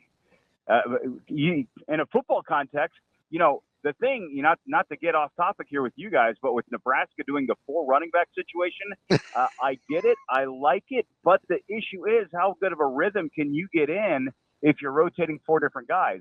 So in the volleyball version of that, how good of a rhythm can you get in as a hitter, especially in volleyball, because the setter-hitter connection is so vital to offensive success. And if you're rotating and trying different personnel groupings, it can actually be a detriment. So yeah, you can't have too many options. Well, we're sitting next to a guy who might know something about 4-man running back rotations. How hard is it to get into a rhythm when you're doing something like that? Well, the cool thing, though, you guys, Kevin, and I think you'd agree with this, Nebraska's kind of aware of the different running styles. Yeah. So you can see how they use Like each of them, right? Like, yeah. You think they can settle into a situational rotation? Yeah, they could. That's a very NFL thing, right? Yeah, it is. Well, how many times we hear him talk in the fall camp? Hey, we're trying to play NFL style football. That's a good call, Kevin. It is. And that's exactly what, the league is now. You don't have a guy that's, running the ball 35 times and he's just your workhorse. No, it's all about like, well, this guy's going to be a great 3rd and 5 guy because we can either run him, we could jet sweep him, or we can just have him do an intermediate route and he can catch the football. And I think Nebraska's personnel, if you look at Dowdell and you look at Irvin and you look at Ramir and you look at Emmett, they all bring a little bit something different. Mm-hmm. So when I watched Nebraska successfully operate the 4 running back situation on Saturday, my mind went toward, that's kind of like a team in the league right now in the way that they approach offensive football. Kevin, not to give you whiplash here, but to go back to volleyball for a second, you said something about kind of the options that, or DB said it, I don't know, one of you said it, the options that Coach Cook has and kind of the chemistry that needs to develop. And there's a part of me that wonders, and maybe tell me if I'm giving too much credit here. Like, I wonder if Coach Cook is maybe playing a little bit of chess while we're thinking checkers here, and he wants to see how his players perform in less than ideal circumstances to try and get them ready. Because let's be honest, the regular season, I don't want to say it's meaningless for Nebraska volleyball, but unless they get it done at the end, we really don't care if they go 35-0 or whatever, right? I mean, is there any part of you that thinks he might be trying to play a little bit of a longer game with a team that has the experience from last year? I would like to say yes, but I think it's no. I think he's really just trying to figure out what is the right combination and how do you keep everybody happy. We talked about that in the preseason, and, he could just roll out last year's team, essentially, and that would be easy. But when you bring in a Taylor Landfair, you can't bring in the 2022 Big Ten Player of the Year and keep her on the bench. She's too talented. However, she's still learning the culture. She's still learning practice, and she's still establishing connection with Bergen Riley, the very talented setter at Nebraska. So it's a little bit complicated, and I think that John is truly just trying to figure out, like, how does it all work? How does everybody stay happy? And what puts us in the best chance to be successful? But keeping everybody happy is a huge part of the conversation. Kevin, let me jump to Saturday, because I had to kind of catch myself, right? I'm this old school, old fuddy-duddy, and I'm like, just line up and play the game and control the controllables. But I'm not going to kid you. I'm excited about the crowd. Something or nothing, the environment that you think Colorado could be walking into when it's all said and done. Saturday has the potential of being one of those nights that people will remember for years on years. Kind of feels like that. So much of that is contingent on the result, right? Because we do remember some games where the place was hopped up and then the result didn't come, and it didn't go all the way the distance. But I feel like it's a night game. It's a rival. Keep in mind, Nebraska, Colorado, when's that happening again? We don't know. Yeah. This could be the last matchup between the schools in a long, long time. And it's the first big game for Rio. There are just so many things that line up. And I even think about, what's it going to feel like Saturday morning? Everybody's going to wake up, they're excited. They've got all morning, all afternoon. Everybody's going to have a good time. Lincoln, I think, is going to be a buzz from the sun coming up, and then toe meets leather at 6:30. And I anticipate that place to be charged up. And I do think it really has so much potential to be a day of Nebraska football that fans will talk about for years to come. That's Kevin Sjuts, 1011 News in Lincoln. Kevin, we appreciate the time as always. We'll talk to you soon. Thanks, Kevin. Be well, boys. More Hurrdat Sports Radio coming up next. Wrapping up hour number 2 here on Hurrdat Sports Radio, AM 590, ESPN Omaha, ESPN Tri-Cities. That's DB. I'm Ravi. Lulla. We're brought to you by our friends at Team Jack Foundation. Make sure you get to teamjackfoundation.org so that you can get involved with helping them find better treatments and one day a cure for childhood brain cancer. Current treatments are almost 50 years old and can be incredibly toxic to the children. Even if they survive the cancer, it can cause lifelong issues. Let's try and fix that with our friends at the Team Jack Foundation. Go to their page, teamjackfoundation.org. You can donate. You can get involved. You can volunteer, see what events are coming up. Teamjackfoundation.org is where you can do all of that. DB. What? Hey, what's up? Hi. You doing all right? No. No? Mm-mm. You a little stressed? Yep. About what? I'm ready for a game. Yeah, you said something last week that I was a little surprised by. Uh-oh. Feel free to not listen to every little thing I say. Well, it would make less of a good show if I didn't listen to you ever. It's an unbelievable surprise. It's a good point. I try and listen at least 10% of the time. All right. So what was the revelation? So you said that you... Because you know that book is not plural, right? People always sometimes say revelations, and I'm like... Also not literal, but that's a different discussion for a different day. But it makes plural...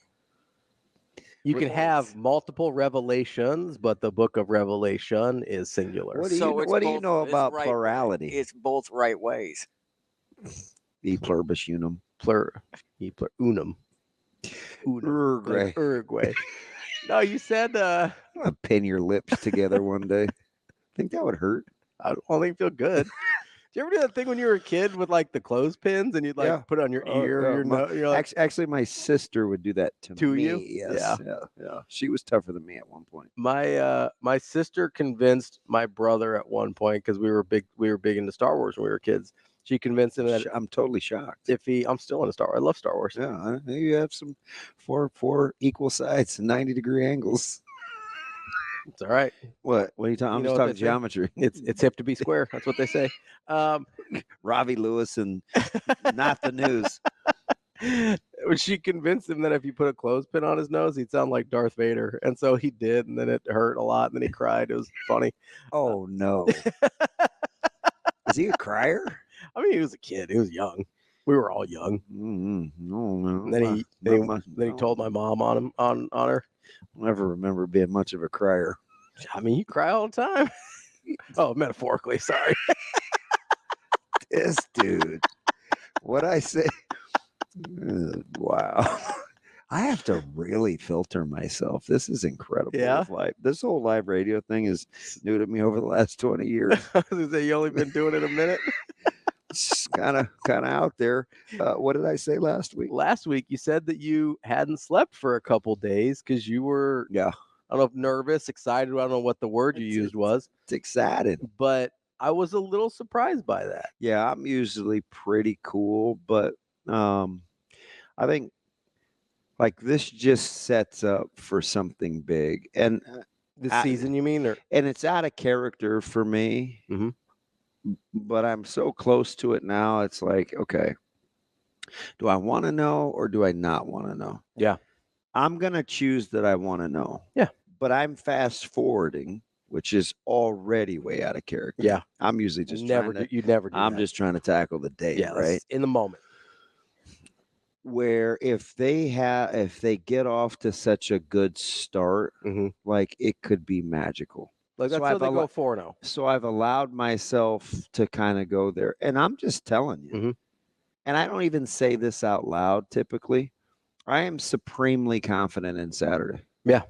And and as you know, I have been. I'm just saying it out loud now. Yeah. Like I'm just not afraid to embrace the possibilities because and the moment. I mean, I have complete confidence. Right. I feel really good about not only the plan, but the direction and the people executing the plan. Yep. I do. So, you know, I do. You mentioned, hey, if this thing gets off to a good start, you can see it kind of turning into something magical. You mean for this season or for recruiting or both? I mean, this season being the catalyst for something good things to come, something ridiculous. Because I think about it, even if in sort of a smaller section, right? Like if they start 4-0, let's say they win, they beat Colorado, they beat Northern Iowa, and then they go beat Illinois, right? Before they have to go on the road to Purdue. And you're looking at, okay, well, all of a sudden Dawson Merritt's back in play. He's going to be here Saturday. Who, by the way, I'm still going to maintain is not even the best defensive player on his own football team. Fair. But anyway, it's no disrespect to Merritt. Alabama commit, and he's, you know, obviously a super high-profile guy. Who's been flirty. Merritt is like the dude that can't leave the super good-looking girl. Yeah. Yeah. Right now, Nebraska's the super good-looking girl. See, because I almost look at it the other way. No, he's dating the most popular. Okay, fair. He's not. Nebraska's the hottie. Like, and she may wake up kind of ugly one day. So he's like, crapshoot. Yeah, I kind of looked at it like, okay, he's dating either like the head cheerleader or whatever, but Nebraska's the girl he actually likes. That's kind of how it kind of seemed to me. But like you got Dawson Merritt gonna be here. We've talked how, you know, if a hot start puts David Sanders back in play. You got good quarterbacks visiting. You got Michael Terry. He's not visiting this week, to my knowledge, but he's still in play. You know, we've talked a couple times about with Tim Verghese, I think about if they get him back on campus at some point, then all bets are off with that recruitment against them in Texas. You know what's funny? What's that? I'm not even thinking recruiting. Yeah. Oh, yeah. You're just talking about wins. Because their roster is shaping up to be really good. I think they have a really good roster right now. It's. But what's something you said? You said this before the season started. If they actually get some wins, the recruiting's going to be ridiculous. It'll be I'm just because this staff is really. I think they resonate and connect really well with kids, and they know what they're looking for. Yes, which was my pet peeve with previous staffs. Yeah, the anti-U2, right? Oh, they still hadn't found it. Yeah. Took me a second there. but it does sometimes. Yeah. God, you beat me to it. Let's kind of have this symbiotic relationship. Well, I'm trying to do the. I would have just simply said that's not new. Just doing the Eminem 8 Mile. If I take all your ammunition, then you got nothing left to say. He's got it. Hey, Cheddar Bomb, how you doing over there, babe? Nah. Is Shane our Cheddar Bob? Yes. Nah. Yeah, be careful with those firearms, Shane. I'm really looking forward to, and you know me, I don't want to be anywhere where there's multiple people that I can't control. Mm-hmm. But I am looking forward to arriving in Lincoln. Yeah. Yeah. I think I might ride down with our guy Ryan. Yeah. Hang out with him. Enjoy that. I think is Jay coming with us? Is Jay hanging out? I have no idea. Yeah. Come on, man. I'll be the last. Ryan would know before I would. Should I text her and just arrange it? Put it in a group text with and me, Jay, and Ryan. It's like I had to say, I'm like, I get it with this whole family dynamic and whatever, but first and foremost, I'm there to do work. I'll say, yeah, you're working. Tell that, I've said that, and now it's like the practical application of it. But I just think, for what this, I know kind of the underlying feelings. There's like pent up frustration. There's anxiety. There's a lot of anxiety from the fan base. It's Colorado. Yeah. It's a night game. It's, Nebraska has notoriously laid several eggs. Yeah, it's the Red Out Around the World thing that BC was talking about in this situation before. So I'm looking forward to the opportunity to momentarily silence critics, because that's really what gets me out of bed a ton, right? Is just, okay, the small victories. Yeah. The small daily victories. Well, you like to prove people wrong too. 100%. Yeah. It's like, hey, 100. You said I couldn't. Watch me. 100%. They said Nebraska couldn't be nationally relevant again. Watch me. I'm looking forward to the moment just because it's how I'm built competitively. Like, man, we get an opportunity to go prove blank. Yeah. I like that. I you like the opportunity to go prove it.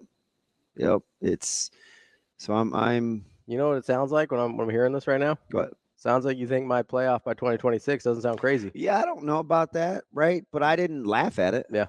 I didn't say, "Oh man, you're crazy," because I just look at like long-term sustainability, and then that's what I like.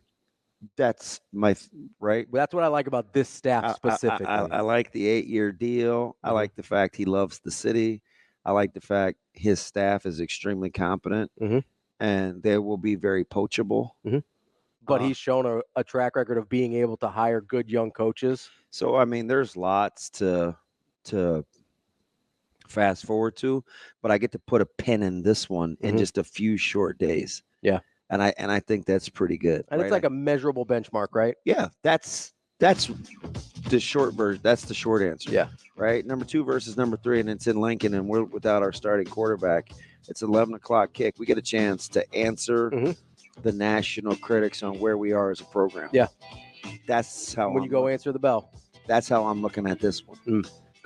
They get a chance to go answer the dinner bell. You get a chance to go. And it's a big weekend. There's some good college football games. There is some good college football games. We love it here on Hurrdat Sports Radio. We will be back with Jason Cole, talk a little NFL here on Hurrdat Sports Radio.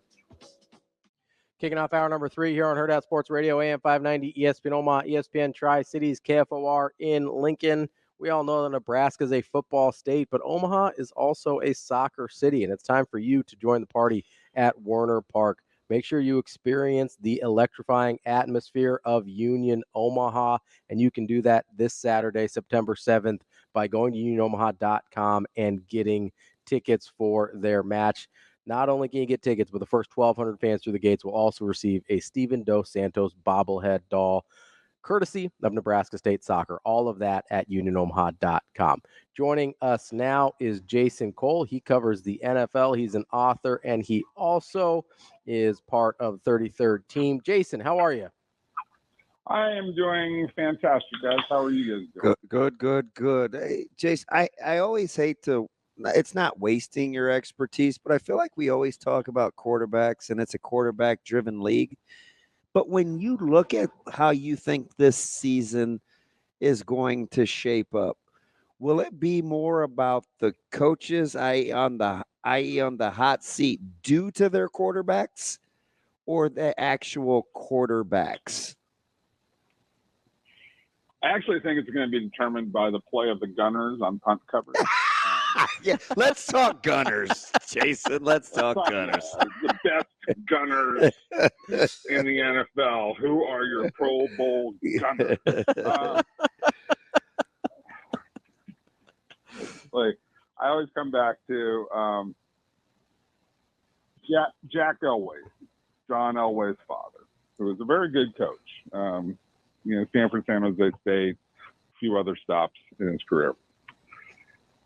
Always used to look at his son and go, "Look, son, coaches are important, but it's 80% about the player and it's 20% about the coach." Mm.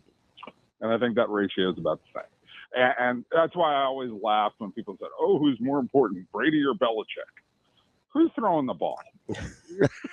Right? So, who's actually taking a hit? Who's actually reading the defense?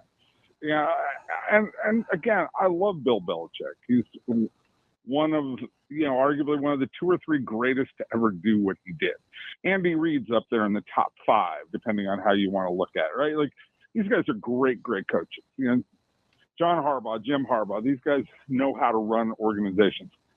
The players have to make plays, and they're the ones who take the hits. They have to throw the ball. They have to make the tackles. They have, they're the ones who have to run around, and they're the ones who have to make the split-second decisions. Okay. They don't have the, they don't have a play clock where, okay, we got to get the play in, between, 25 and 18, we want to get the play into the guy. Okay, I got a 7-second gap. I can think of something, right? Especially if I'm an expert at this. The other guy's got 0.7 seconds to decide, am I going to throw the ball or I'm going to have a defensive end hit me so hard that my teeth are going to rattle in my skull. Like, there's a big difference between those two things. And so it's the players, it's the quarterbacks, it's those guys. That's how I view it. So if I'm Nick Sirianni, I am cheering for one of the best seasons ever, a bounce back from Jalen Hurts, right? Because that's just one example of how those are uniquely connected. I won't even get into McCarthy and Dak, but let's just start there in that division with Jalen Hurts, right? Do you expect, for Sirianni's sake, a bounce back year from Jalen Hurts? Well, those guys even get along. So that's kind of where the emphasis of the question came from.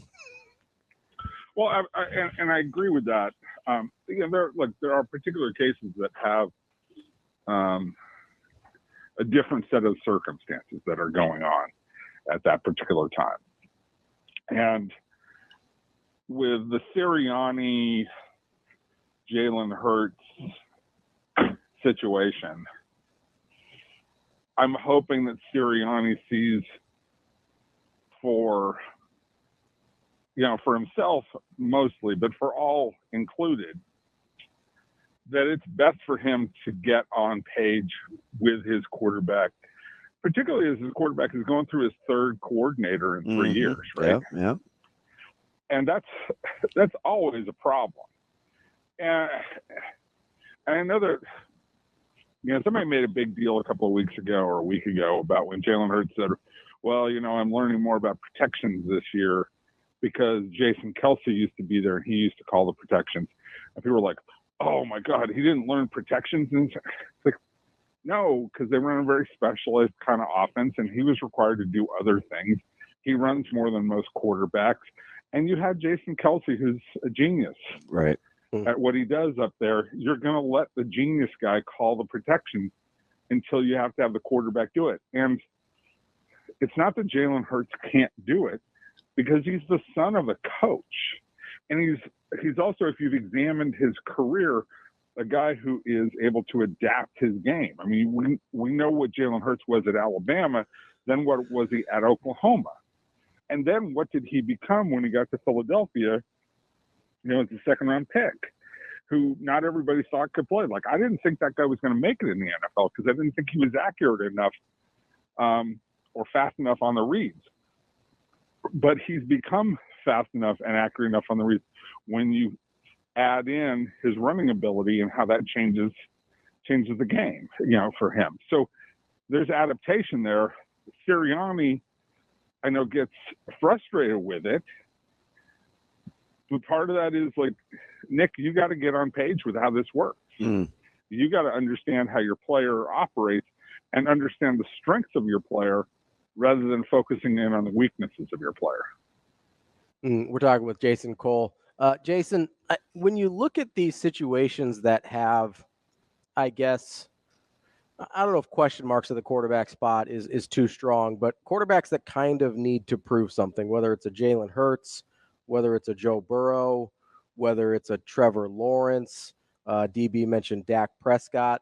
Which one of those do you think is in the best position to go out and get the thing that people feel like they need to prove? You may have to add Aaron Rodgers to that. Aaron Rodgers, sure. That's a good one too.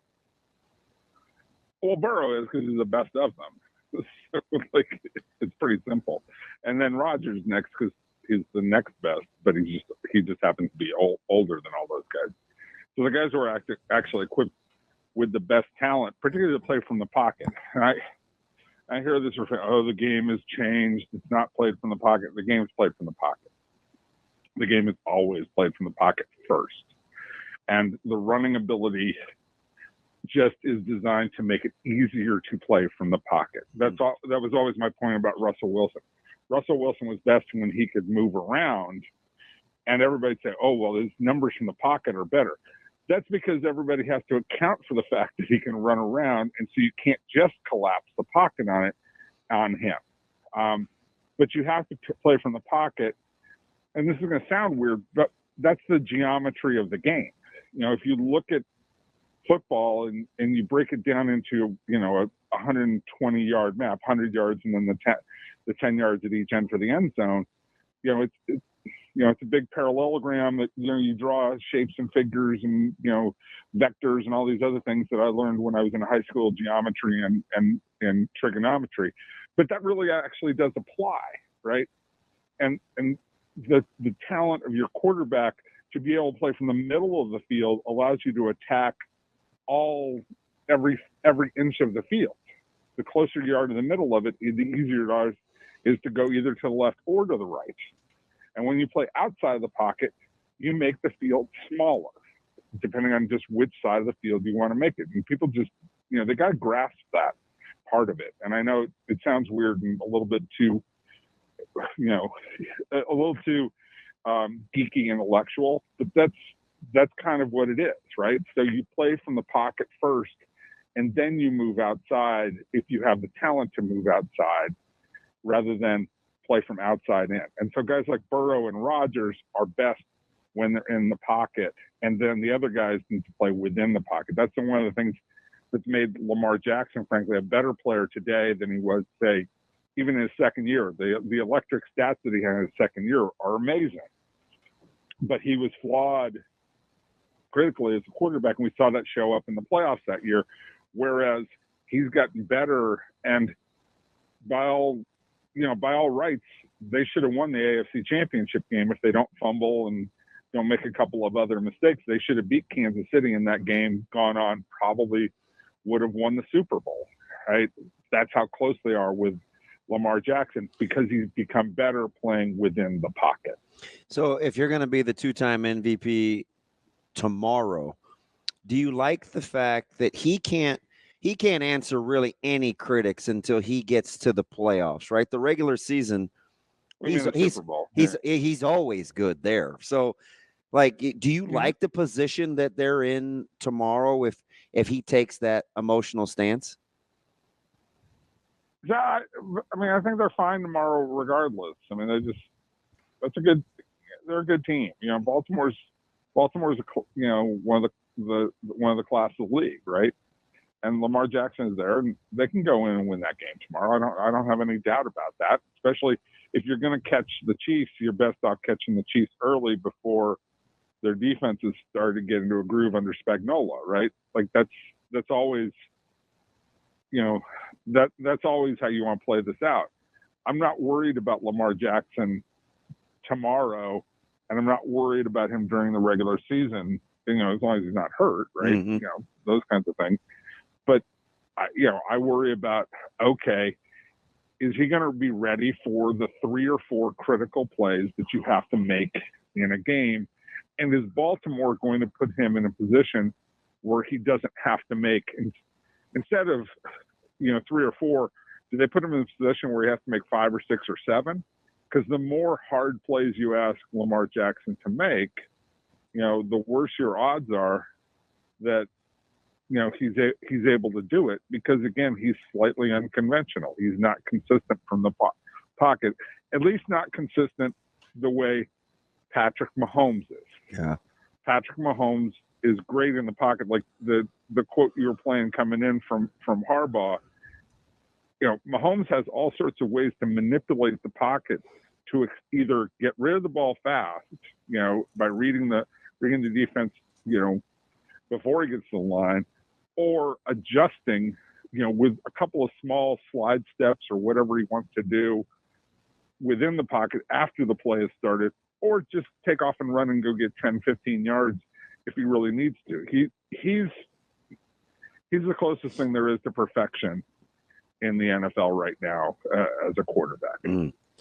Jason, I'm not going to ask about quarterbacks because DB gets mad every time I ask about quarterbacks, but I do want to ask you It's a little harsh. About some possible regression candidates as teams. I'm a 49ers fan. I do think they are possibly in a position to regress a little bit from the last couple years, but I'm also looking at teams like Dallas, maybe Philly.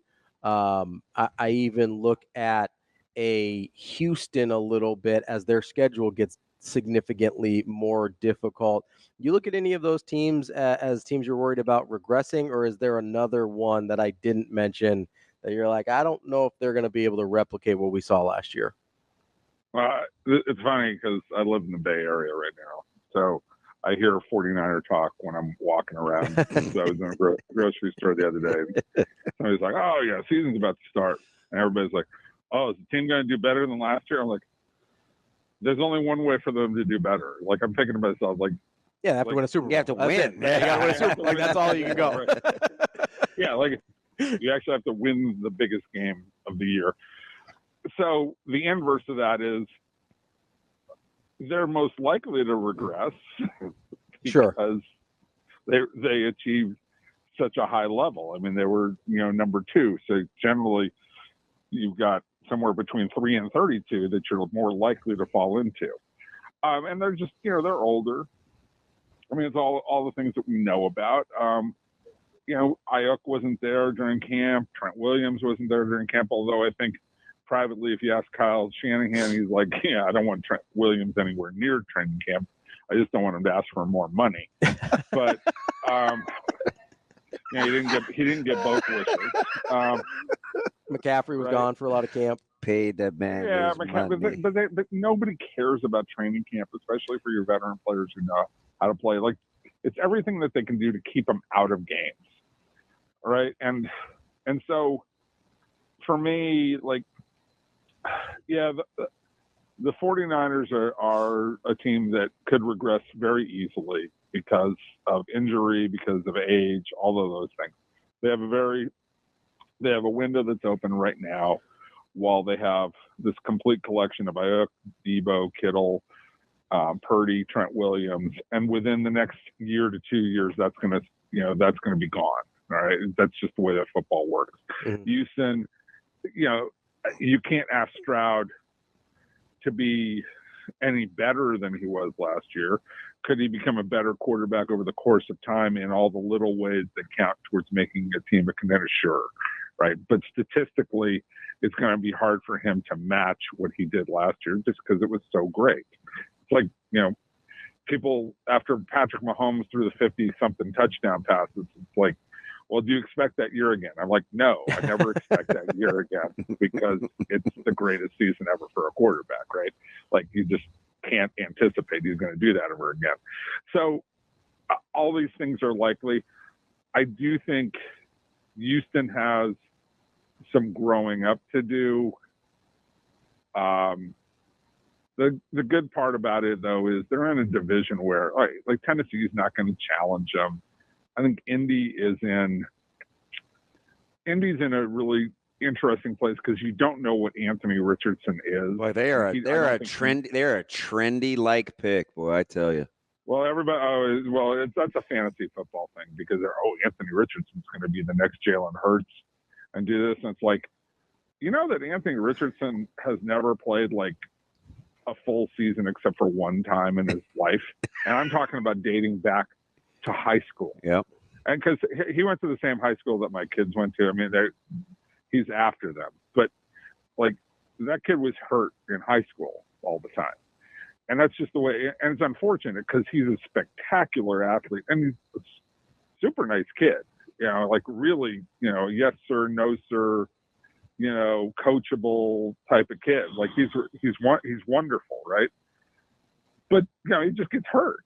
It's like, you can't fix that. Like, you got to be on the field and in order to get better, and you got to have consistent coaching in order to get better. So I hear that, but I'm like, I have no idea what this kid is going to be. And I don't think he knows what he's going to be yet. And we got a lot to figure out. So I just thinking with Houston, I think they're very fortunate to be in a division where like Tennessee's not very good. Indianapolis is in the state of flux. And Jacksonville is just goofy. Like I just look at Trevor Lawrence, who just got paid. And Trevor Lawrence got paid after like he just made some of the strangest like brain dead heaver throws during last season. Like he's throwing balls out of bounds on fourth down. Like you just look and you go, what's going on with you, dude? Yeah. And he was supposed to be like the next Joe Namath or the next Dan Marino. He was supposed to be Peyton Manning because he was the number 1 overall pick. Everybody thought that. And he's not that yet. I'm not saying he can't get there because I do think he cares and I think he's diligent, but he's not there. There's no question about it. Jason, relative to the division, who benefits more from the 4th place schedule? The Chargers or the Bears?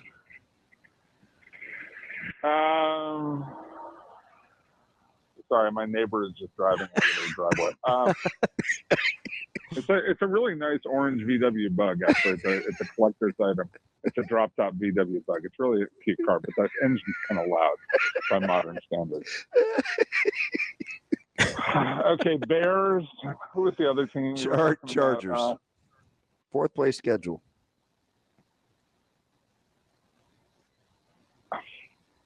See, here's my problem. This is not like the old. People go, oh, the schedule's so much easier, and it's like, teams change a lot, and I haven't looked at the Bears' entire schedule. So, but I think that the Chargers probably benefit the most. Yeah, the Bears go Titans at the Texans at the Colts. They get the Rams, then the Panthers. It doesn't seem outside of the Panthers. Doesn't seem very user friendly. No, it doesn't. And what's the out of division schedule for the Chargers? I don't have that at the tip of my fingers. Like, I mean, out of conference. Which NFC division are they playing? Oh, so the Chargers have. Let me go to it because I looked at them earlier and I was like, I don't know, because they do get to play the Raiders twice, and outside of Minshew warming up to Creed, I'm not motivated. They It's like NFC South. They get the South. They get the NFC South, which is kind of a gift. Oh yeah, the Chargers. That's a gimme, baby. All day long, baby. All day long. Okay. That's right. That's Adrian Peterson kind of stuff. All day. So you really like that's McConkey, that's Everett, that's Josh Palmer. There's one thing that is immutable in this world. Jim Harbaugh will make your team tougher. Yeah, that's a good point. He will make your team play to its max. I'm a Stanford grad, and I'm forever grateful to Jim Harbaugh for what he was able to accomplish, because I never thought it would ever happen at Stanford. I thought we would always have to play like Bill Walsh, pretty boy football. where you throw the ball around, you play your little West Coast offense, and let's, try and turn a 5-yard pass into 15 and all that kind of crap, right? And he came in and was like, no, we're doing full pad practices on, Christmas Eve for a bowl game. And the guys are going to get into a fight on Christmas Eve. That literally happened one year. I mean, let's not forget, he's got Slater and Alt too up front. Like, that's pretty good. Yeah. Yeah. Well, and that quarterback's not so bad. Quarterback's pretty freaking good. He catches a lot of. I mean, Josh Allen thinks he's got it bad with guys saying he's overrated. Boy, Herbert gets a lot of flack for a guy that puts up numbers. Well, and who's just freaking talented. It's not his fault that they have Brandon Staley as head coach. You're on a roll. But that's factually true. Like, Brandon Staley said all the right things, but then he would do all these things that would undermine exactly what he was talking about. Like, oh, you got to be tough out there. You got to take responsibility. And then be like, the game plan by the coaches was great. That's not the reason we lost. Oh, yeah, really? Oh, yeah. What do you think the players are thinking about you, pal? Right? Like,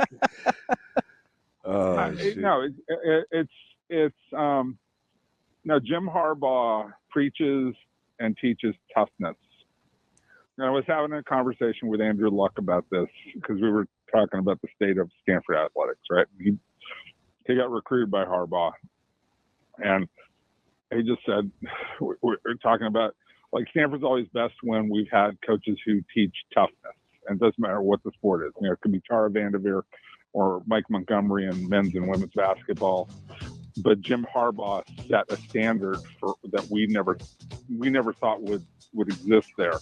And it has been the same standard wherever he's coached, whether that was San Diego, University of San Diego, whether that was Stanford, whether it was the 49ers, where he turned a team that was really mediocre to bad into an incredibly tough team, to Michigan, who, it took them a while to win a national championship, but they played big boy football. The Chargers are going to play big boy football. They're going to play tough-minded football.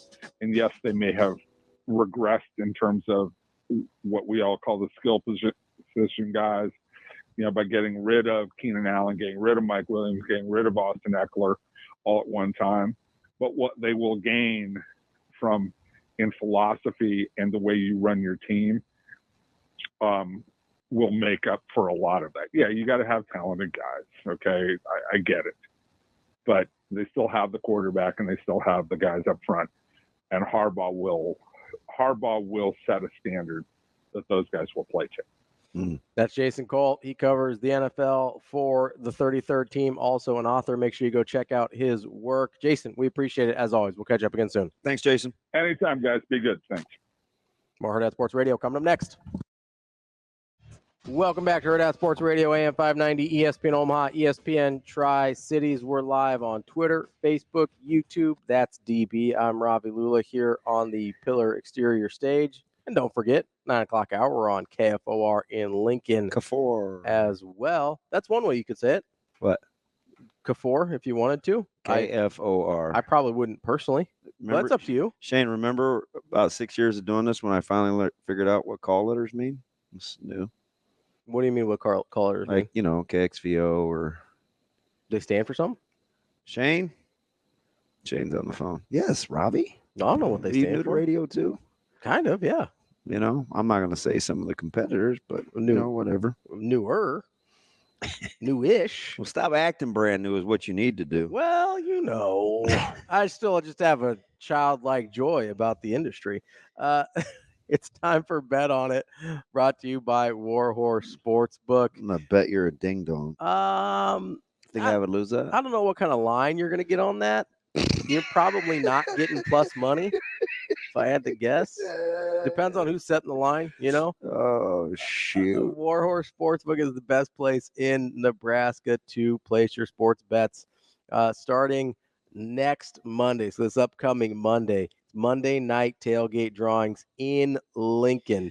Drawings on the 9th, 16th, and 23rd at 8 and 9 p.m. for Yeti coolers, free slot play, and tickets to the Kansas City Chiefs game on October 7th. And then on Monday, September 30th, there'll be drawings at 8, 9, and 10 o'clock for your chance to win 2 tickets to a suite in Vegas for Chiefs versus Raiders game and a 3-night stay at the Palms Resort, or $5,000 in cash. Must be present to win. All the details you need at warhorsecasino.com. Basically, what you need to know is Monday night, you need to start hanging out at the Lincoln Sportsbook at Warhorse. Go Monday. Huh? I don't even recognize what we're doing here. Me neither, man. I'm just trying to. Where'd we put the odds on you betting on me being a ding dong or now? We got like minus. Yeah, it's definitely minus. Like minus 450, like Yeah, that White like Sox the game. Hey, so you know the funny thing about that day that they were 450? What? I can't remember what it opened up, but it was in the 400s and it climbed to 450. Yeah. And because it feels like free money to bet against the White Sox right now. But quiet as kept, it was 2-0 early. Yeah. And I was like, this was early 2000. So I still have a friend. It's Funny Randy. And that's what Caleb used to call him because he would always kind of tell jokes. So we just called him Funny Randy. But anyway, he would always have these hypotheses. He'd say, I wonder in baseball, if you just bet against the biggest fave every day, like plus money, take all the plus money, would you win more than you would lose? That's an interesting question. Is the first thing I thought of when I saw. Yeah. I'm like, I've seen I remember like some 390s. Yeah. I don't think I've ever seen one over 400. Cole has been in the 300. I don't remember ever seeing anything 450. That's an enormous number on a money line. And when it got to be 2-0, I was like, "Oh, this would be so hilarious." It'd be funny. Because it's a that's a ridiculous bet. Like, don't 4-1. And I get you. Listen, I get it. Well, if they win, yeah. Why assume the risk though? Yeah, I mean, there's just very little reward in that. Yeah, I mean, only a quarter of what you're putting down is the reward there. That's how the money lines work. But you're an awful person. That seems aggressive. Ravi's an awful person. Minus 180. Lay it. I think awful person. I'm closer to even odds. I don't want to say I'm plus money on being an awful person. But are you out there with your bougie friends at like V-Merts, or are you just kicking it with us common folk? Depends on who you ask. Those common folk, man, you're a little much. My guy Matt Brown at V-Merts, I'm definitely plus money on being an awful person. How many bottles of wine did you get in the other night? Bottles? I don't know. So he was very kind to me on my birthday. That's where I was talking about, like the shrimp toast. And yeah. Oh, I remember the menu. That's scallops. It's death row type. And the last meal menus. And the steak with that brandy peppercorn sauce just haunts my dreams. It's so good. Not a big steak and sauce. I'm not either. I don't put sauce on steak, but that thing is so good. Yeah. So yeah, I'm probably the guy that would choke on peppercorns, to be honest. He was. Well, no, it's like blended. Is it ground? Yeah, it's not like you're not like whole peppercorns. Sometimes it's. Yeah, I'm clarifying. There's not whole peppercorns in there. Like butter. Right. No, that's. Do you know what clarified butter is? Yeah, you like separate something. It's basically ghee. Yeah, ghee, like Le Fleur. No, Gordon. Oh, Bombay. You know, it's got to go back to Mighty Ducks, baby. Never mind. You're going to make an India joke, weren't you? I mean, I could have been like, "Oh, it's all about the gin with you. You like clear alcohols, but it's all right." Really more of a tequila guy, I know. I didn't say Bombay. You did. I was talking about a beloved Disney character from the Mighty Ducks franchise. No, there was going to be no joke. He's a white man. I'm sorry, Gordon. Not a lot of Gordons in India. It's hard to find. Well, like Commissioner Gordon? Yeah, it's Gotham. That's not India, bud. No. It's not. Like Jeff Gordon? Oh, I just also not a lot of NASCAR guys in India. So part of my competitiveness is to not get kicked off every day. Self-control. See, I don't have joke Tourette's like you do. Part of my competitiveness is to get you to break every day. He's done it again. And you're close. You get close almost every day. I'm pretty good at it. Yeah. you get there. Let's get to JB. He wants to talk about Nebraska and CU. What's going on, JB? I don't know that I'm going to like this phone call by the tagline that Shane put on there, but I'm going to give you a shot. Reverse the trend. What's up? JB, what's up, buddy? JB? Yeah. What's hey, up? guys. Sorry. So, in 2001, Colorado came to Nebraska. We were out there, and they basically put their boot right in the middle of Nebraska's chest and went all King Leonidas on the program. They told us, this is Sparta. They kicked the program as we know it into the pit. Yeah. And, I mean, the program hasn't been the same since that game, really. I mean, that was the first time a team had done something like that to Nebraska. And I think this game's a real good opportunity for the Huskers to, climb out of that pit and reclaim their spot in college football. It's not the best team they're going to play all season. It's not the most important game, but there's a lot of momentum and pride involved with it. And what better game to just go out there and put it on somebody? God, I kind of like that. I appreciate the call. How fitting would it be? That is a better call than I was expecting from the tagline. Sparta! God, that's a great line. Yeah. Give them nothing. But take from them everything. Spartans! He's a little more aggressive than I like my kind of Middle East medieval war. No, I like You think Maximus is soft? That's my guy. My guy's Maximus. He's a little more patient than I would have been. He's a little more low key. I'm not waiting for the old thumbs up, thumbs down when he was husband to a murdered wife, father to a murdered son, and I will have my vengeance in this life or the next. He's a general of the Felix Legions. I may have just snapped right then and there. Loyal servant to the true Emperor Marcus like Aurelius. Gods. Yeah. I kind of like that. He was when he led the charge on the horses there in the beginning, he was a little bit high strung there. Yeah. No, he was chill. He's like, my man's got to get his dirt smell game right. He's like, if you find yourself in a field, you're already in Elysia and you're already dead. And they're like, oh, that's fine. How fitting would it be to start that if that was in fact the downward spiral, which I think like 75% of the Husker fan base thinks. I think so. Watching Purify and Brown just go wild. Yep. To turn around and have this be the kickstart to a new era. That would be irony. I would bet on that. And you can do that at Warhorse Sportsbook. No bets, no glory. Yeah, I'll give you all 7.5 of those. All 7.5 of those. All you can eat. There's some minus money on that for sure. Yes, we'll sir. talk about that on Friday, though. That's DBM Ravi Lulla. We'll wrap up the show. Coming up next. Wrapping up the show here on Hurrdat Sports Radio, AM 590, ESPN Omaha, ESPN Tri-Cities, KFOR in Lincoln. That's DBM Ravi Lulla here on the Pillar Exterior stage. DB, I've been thinking about Jimbo Fisher this week. Why? Well, because he had a little conversation before the season started last week. Mm-hmm. And he goes, there's only so much hunting and fishing you can do. Kind of reminded me of the kind of the Scott Frost puff piece that was like, yeah, I'd really like to coach again. It's like, yeah, no doy, I bet. No doy. I haven't heard that since Lower Dodge Elementary. No doy. I don't think I've ever heard that. That was one of those. I think my mom used to say it to me. That is elementary. Yeah. I was trying not to say any adult words there, so I went elementary instead. That's a Kimberly Diane Benning line to her little brother walking to school. No doy. No Damon. doy. Yeah, I think it's good. But Okay. So Jimbo's, talking. He's like, hey, there's only so much hunting and fishing you do. I think I'm gonna, try and get back into it next year. Which I would anticipate. That makes sense. Even though he's got a pile of money he can sit on. If he never wanted to coach again, he could go do TV and do whatever he wanted to do. But I was trying to think, because one of the things he said is he's looking for the right fit next season.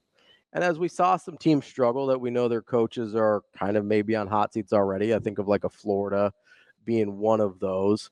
I was trying to figure out what is a good fit for Jimbo Fisher, because he's a very strange character in college football right now. He's got a national championship. He's been highly successful. He also got unceremoniously fired, and they're paying him a ton of money not to coach right now. Like, he's a weird guy to try and place. Mm-hmm. Well, he clearly burns hot. And he's really hard to deal with. Like, Florida State won a national title with Jimbo Fisher, and when it became a power struggle between them and an AD, they're like, you can go. It's fine. Mhm. Like, that's not a thing you do with a national championship winning coach. I don't know that people understand how strange that is. You want a ridiculous – you know what Jimbo Fisher's record is in bowl games? I don't off the top of my head. He's 8-2. That's really good. You know what his win percent – his record is? Got to be north of 70, doesn't it? 128-48. So what is? Yeah, that's good. That's really, really good. That's pretty good. We kind of talk about him. It's just it's weird. We talk about him like he's disgraced. Like he's this dirty coach. Yeah. He recruits incredibly well.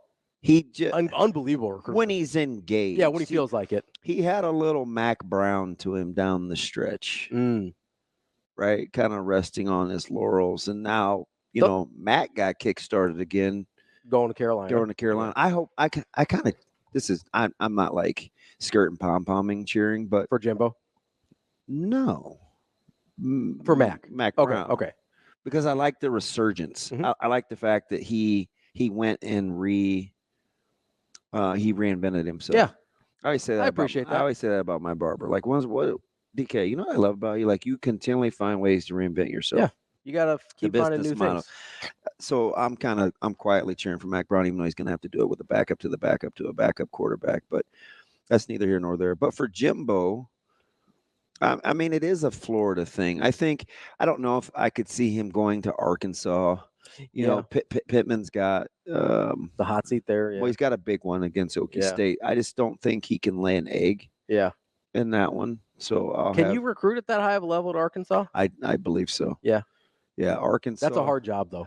It is because it's a tweener place, but the area in the conference lends itself to, and it's Jimbo. We right? thought that about Ole Miss too, and look at Lane. With Ole Miss was a tweener job, and if Jerry wants to, I mean, Jerry could sustain your NIL program. 100%. Just right? write the check. Jimmy Johnson could sustain your NIL program. So I 100%. think you have to kind of tap into those fellas. Yeah, maybe try and find some of that Walmart money.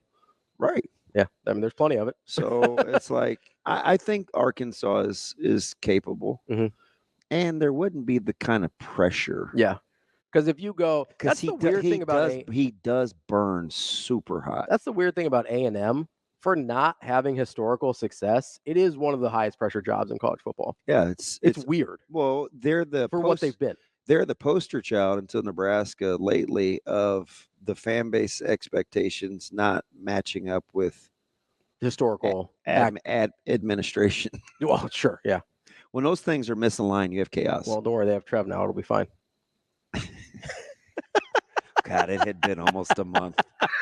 I couldn't help myself. It had been almost a month where you kept your nose clean. I couldn't have a whole conversation about A&M without saying it once. They just don't match.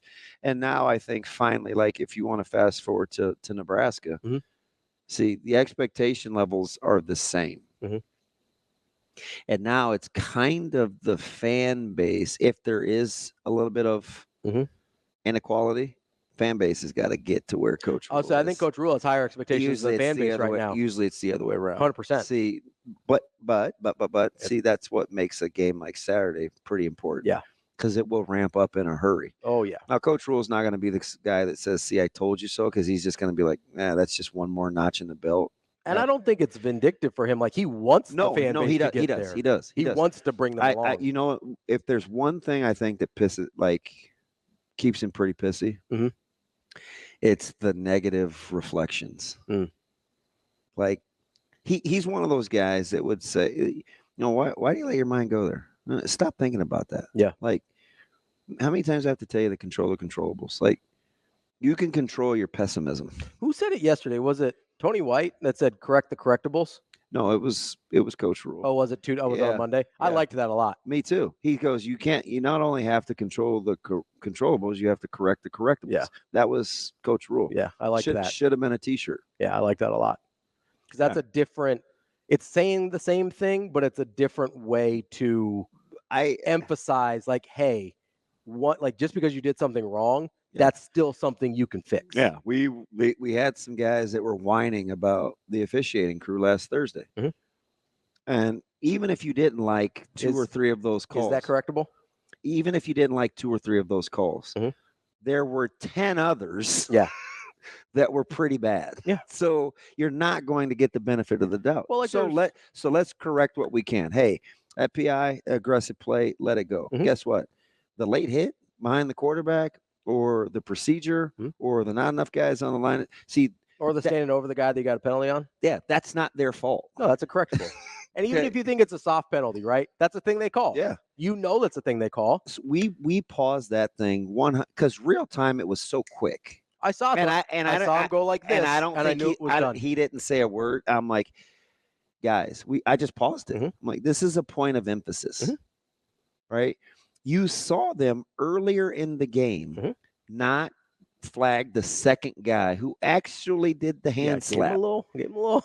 They got the first guy. They got Darian for woofing. Yeah, for taunting. Right. Yeah. So I was like, oh shoot. I was standing next to our guy Oklahoma Tyler as it happened. The minute as soon as he went like this, when the head went down over the guy, I was like, boom, flag. Yep. Immediately. And Joe was like, man, I didn't say anything, and he had just gotten the bad PI. Doesn't matter. So he's like, they're kind of on me, and I was like, hey, let's get out of that, right? Nope. Like, not a victim mentality. Yeah. Because that is a real thing. It is. The whole victim mentality, 100%. And it's with so the woe is me thing and So with Rule, and that's not to say bad circumstances don't happen, but again, control the controllables. I can correct the correctables. I can acknowledge them. Yeah, I don't have to. That's real. I don't have to revel in it. Yeah, you can acknowledge like, hey, yeah, maybe this path has been a little bit harder than somebody else's. Yeah. That doesn't mean like. It's the whole thing with Nebraska. Like Nebraska as a football program had a victim mentality for a really long time. How many times do we have to hear about starting on the road? It's so hard to recruit a game here. got rained out, or we had lightning. Just could have had a normal start, or what if Colorado hadn't twisted Adrian Martinez's ankle? Yeah, like or how many times do we have to hear people tell us how hard it was to recruit here? Oh, I know. Like I'm sick of that. I was sick of that for a while. Because you know who recruited super well here? Bill Callahan recruited great here. You know who recruited really well here? Tom Osborne recruited really well here. Yeah. Even Riley had his. Riley recruited really well here. None of us think he was any good. I do, but I like him as a person. I think he was better than he got credit for.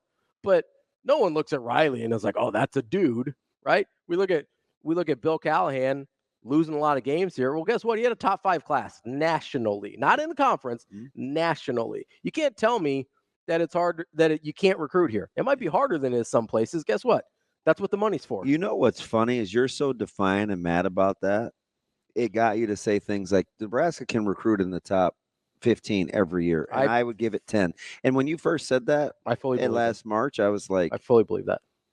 Yeah, he's still probably pissy over the whole 100%. I think they could getting into the top 10. I think is going to be challenging, but somewhere between 10 and 15 every year. I don't have any doubt. With this staff, no doubt. Yeah. Yeah, well. I have no doubts about that. If we're gonna use building blocks and you want the fat kid, young kid, duplex ones, Saturday goes a long way. You want the big ones that you don't have to get real finite, they can stick together. Like when you use one those are called Legos. Not Legos, the duplex ones, the big ones. Oh, yeah.